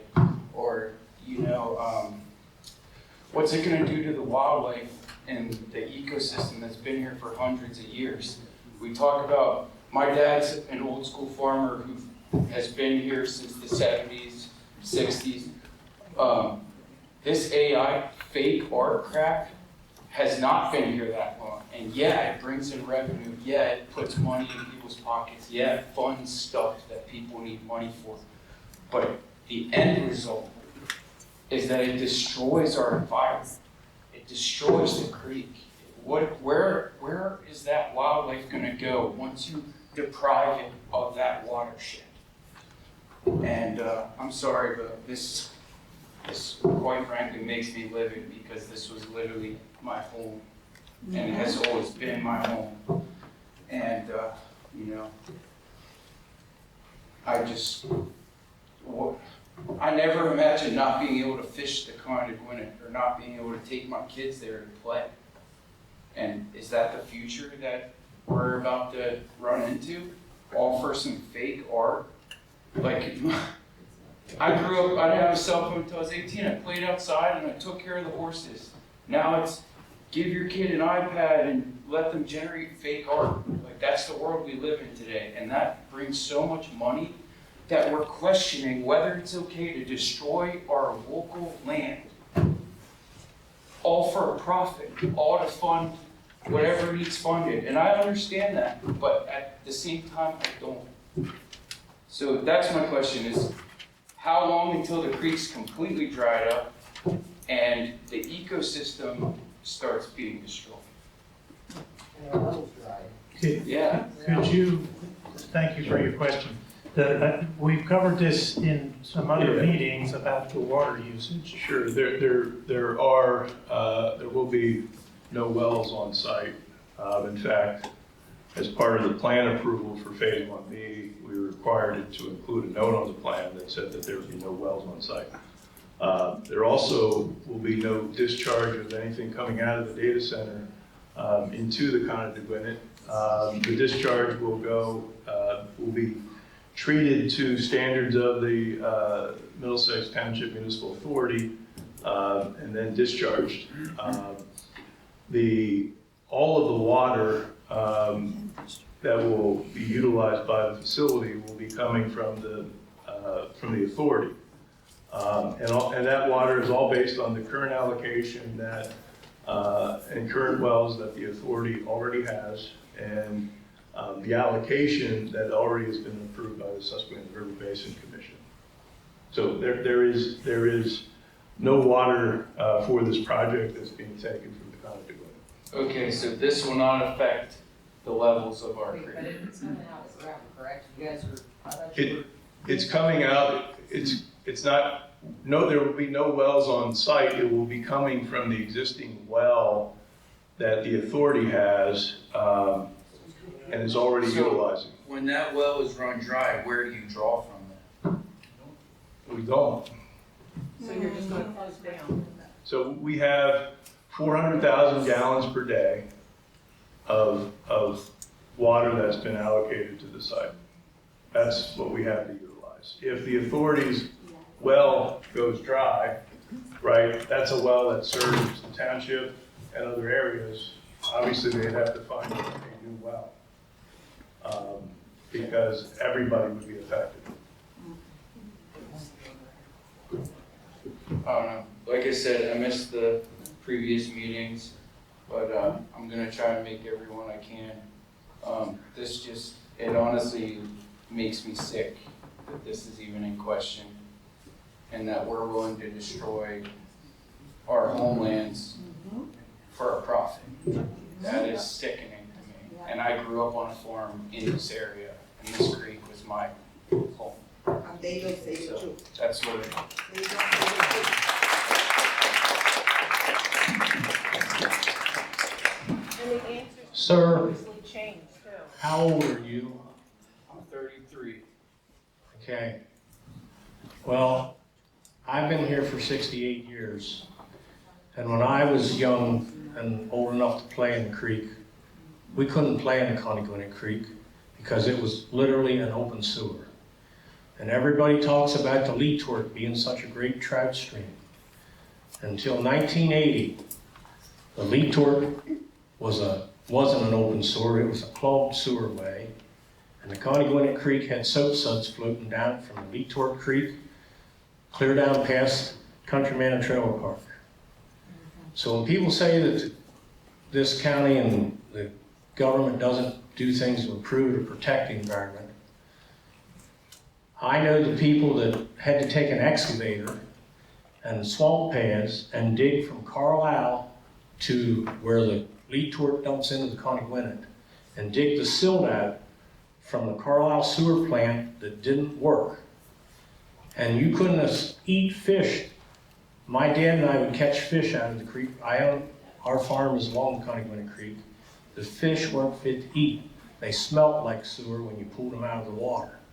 But in 1980, and everybody hated this sewer plant being built over here, but they built a new sewer plant. And now the Connequina, when I was a kid, you could stand on the bank of the creek and look in the creek and you couldn't see the bottom because it was cloudy. And it wasn't cloudy, it was raw sewage and sewage floating in the water. Okay, So they built a new sewer, let me finish, we left you talk.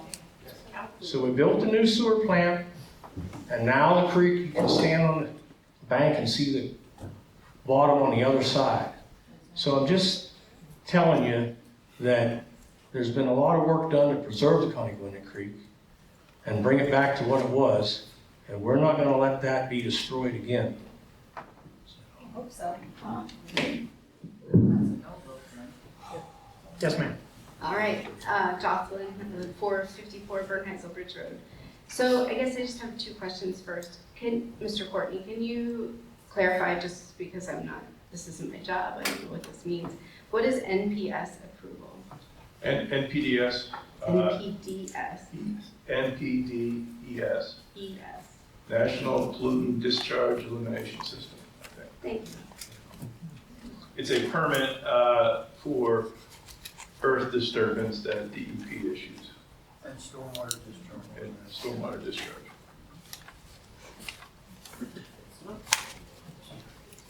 From DEP. Cool, thank you. And just Mark, to clarify, so if 1B gets preliminary approval, they can blast at their own risk. That's correct? Correct, they could blast, they could do grading. Okay. Once they get NPDS approval, they have preliminary approval on 1B already. Okay. Thanks. And then I guess just to piggyback off the other guy, and I could be wrong, but when I look at this, the grounds for denial or the grounds for not approving a plan, these 5 come up.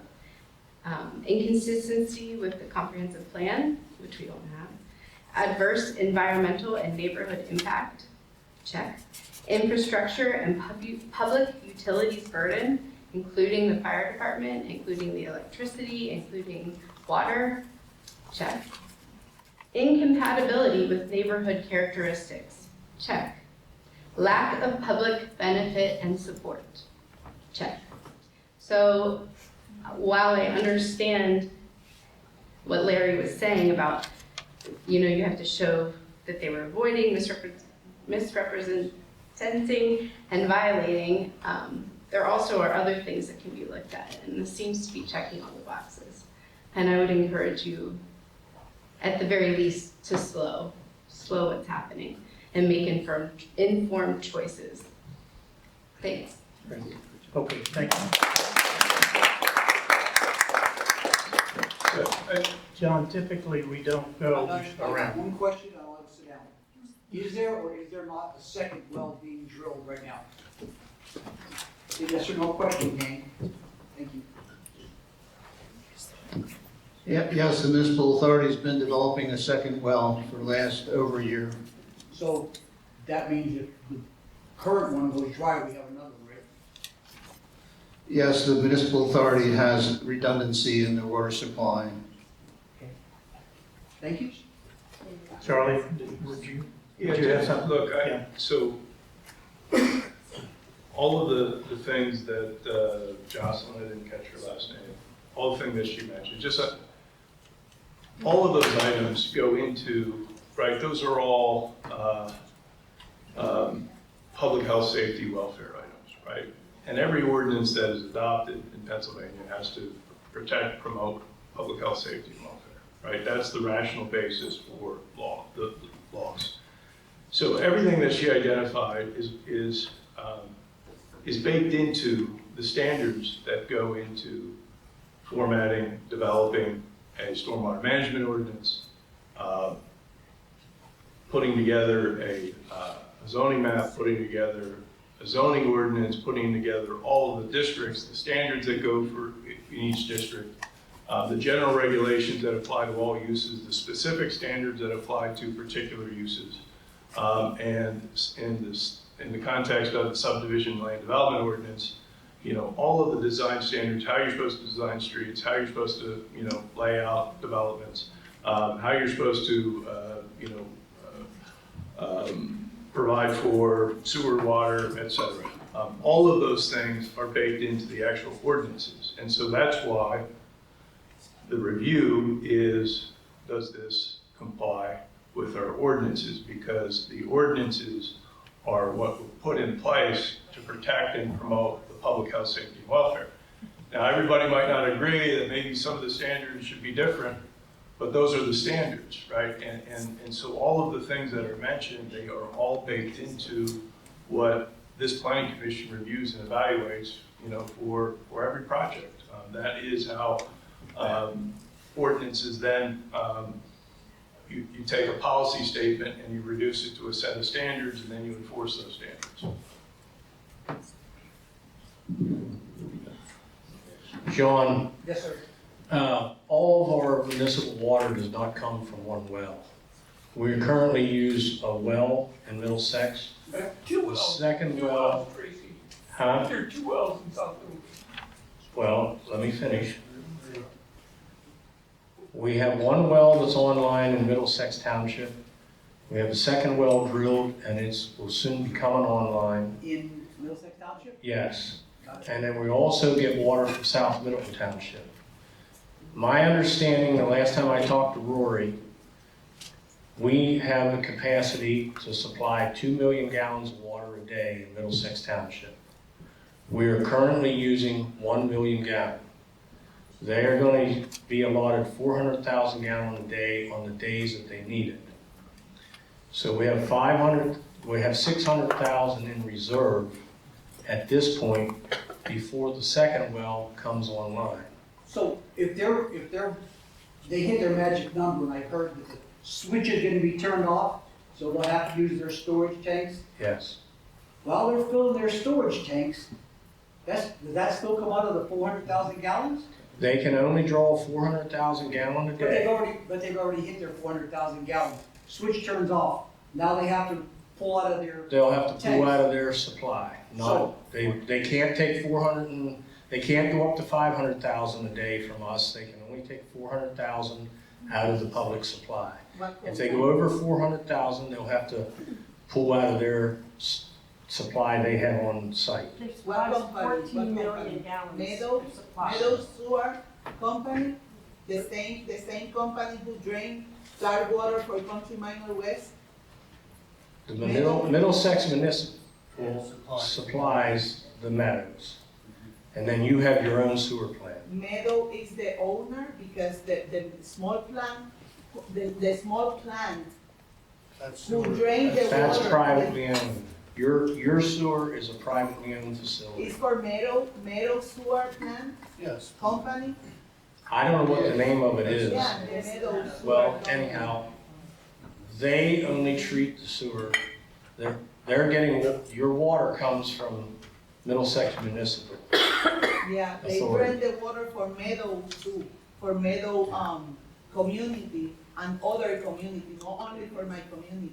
Yeah, the Meadows development is all public water and country management. When you get to the ridings, they have their own private wells. They take our But they take the sewage from you and the Meadows and the trailer park. Did you have a question or comment, ma'am? Yes. What's your name? Yeah, Alex. Alexia Gerber, 585 Bernheisel Road. I'd just like to address Mr. Courtney's comments just now about ordinances. I would hope most of us in the room understand how township ordinances work, especially being part of this process for a while. I think what the residents tonight and many a meeting are trying to get at is that both our comprehensive plan in our township and our ordinances themselves were out of date and are not prepared to regulate a project of this size. I'll repeat my husband from the supervisor meeting last week. This project is not only the biggest data center going in our township, our county, our state, on the entire East Coast. How can a comprehensive plan not updated since 2003 be prepared to handle that? Let alone the ordinances that I hope are a little bit more up to date, but are probably not prepared for something like this. I also believe that data center companies have been targeting townships in the state of not being prepared as ours was. And yet again, while we understand the ordinances, our planning commissioners, as our supervisors, are still our representatives. They are still our leaders in some form in our township, and we are calling them to a higher ethic. I'll repeat my husband. The state constitution, I think, would all agree, and I hope higher up representatives in our state agree, as this thing's contested. This is being violated at a higher level. So yes, it might comply with the ordinances that are completely outdated to prepare to handle a project this size. We understand that you might be playing by the rules that were in place. As has been said, one specific example of that is the sound. The low frequency, there's nothing in our comprehensive plan addressing that, or excuse me, in the ordinances. So while we understand how ordinances work and we understand the Planning Commission's job and we sympathize with the hard spot that they are in, truly, I view all of you, I don't envy your position because I understand how hard of a place you're in, and that your job and what you're being asked to do is, you're probably feel very stuck. But this is wrong at a higher level. It's violating ethics, it's violating our state constitution, not just the ordinances. Thank you.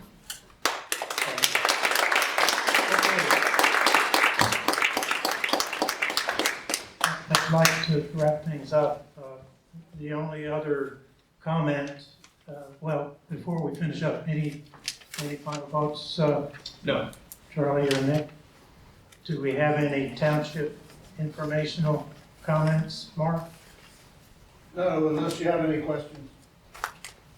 Anything else from commission I members? just have one question, and I don't know whether Nick, you can hear it or not. And hear you. Dropping to you, somebody else.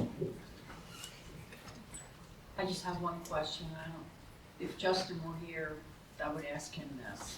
So, he had stated that, Livick was going to be scheduling a meeting with the residents that, I think it was the residents that live near the site.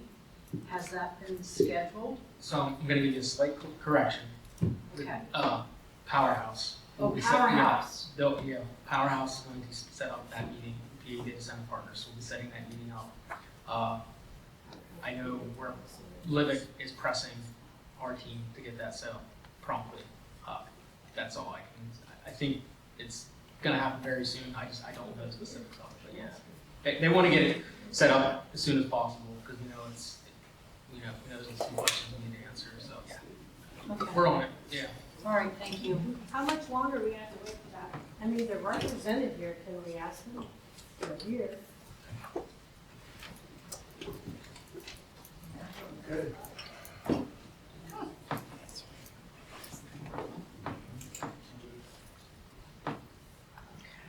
I mean, we adjourn. No, we're just not gonna. There's a motion and a second to adjourn. I don't think we have to vote on it, is what we heard recently, so the meeting is adjourned.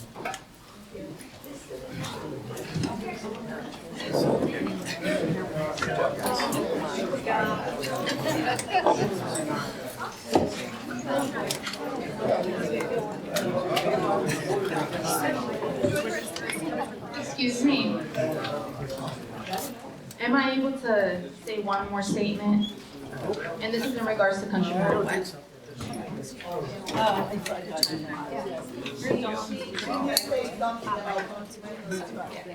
very important because you don't hear when I'm talking about. I'm speaking on behalf of my mother, Pilar Nieto. Okay, I am for legal POA. Does anyone even care about what is going on in Country Manor West? We're the closest to the zoning area.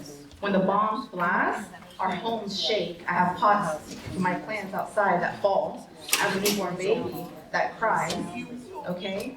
But besides that, is it because we live in a mobile home that we're not being taken seriously? I've spoken to Barb Glenn personally several times, and even in an hour meeting with her in regards to what's going on. There's several issues going on over there. And again, never got a call back. My question is, how is it possible that Mr. Carpenter was able to rezone Country Manor West to what it is now without verifying extensively the record of the park owner, Frank Perano? How is it possible that a resident, my mother, is in a UCC financing statement as a debtor without any knowledge or authorization? Could it be possibly extortion? Here it states, a park owner can file a UCC-1 on your property to force you to pay unrelated fees or to prevent you from moving the home or selling.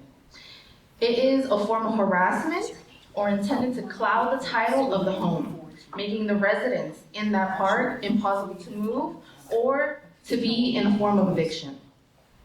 The park owner has no legal standing to file a UCC on an HVAC system or anything that is being leased or financed if they have not provided if they provide the financing, which in this case, with my mother, it did not. We are extremely troubled by the events occurring in our community, and this is just one of them. This has been going on for over a decade. I have spoken to residents who have been there from the very start. The first house was built on that community.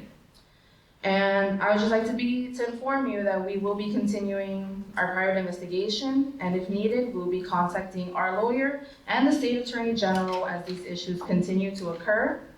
And whoever filed this UCC, which I'm assuming has to go through you, Mr. Carpenter? What's a UCC? It's a UCC financing statement. So you can do a quick. No, I'm not involved in that. I don't know what you're. Well, the information that was filed on here is incorrect. Doesn't involve me at all. I don't know what you're talking about. Well, that's what I heard. The issue is because before you rezone in the area, you supposed verify in the Cumberland County property information. The information in the property and the Cumberland County property is. We'll talk to our attorney. Okay, but yeah. I know something is wrong in Mr. Perano paper about Country Manor West. Okay. And you're rezoning without verifying that record. Because I can go to the property and I'm verified. The Country Manor West said he have 113 acres in Country Manor West. Who knows how many feet registered in the property? 2,000 feet. That property is more bigger. The smallest spot behind the park said that the sewer area is Meadow Sewer Company. Said 1.47 acres. I read your. But in the paper don't say anything, 0 feet. That's supposed the record have all information, and you rezoning Country Manor West before checking a record in the property Cumberland County? Okay, I don't say from everybody, I don't say it's your fault because I can right now. But you the boss for zoning area, you have more than 10 years in that position. You supposed to know what is the procedure before you rezoning the area. Or you, my question is from everybody, you're rezoning the area because you needed the land for construction Pax 1? That's my question. I know Country Manor West has something under the table, and I'm continue verifying because the residents have a big problem, and you don't care. Never Yes, verify. rezoning was definitely done in Country Manor West to make this project possible. Yeah. And it's a shame. I'm done. Thank you.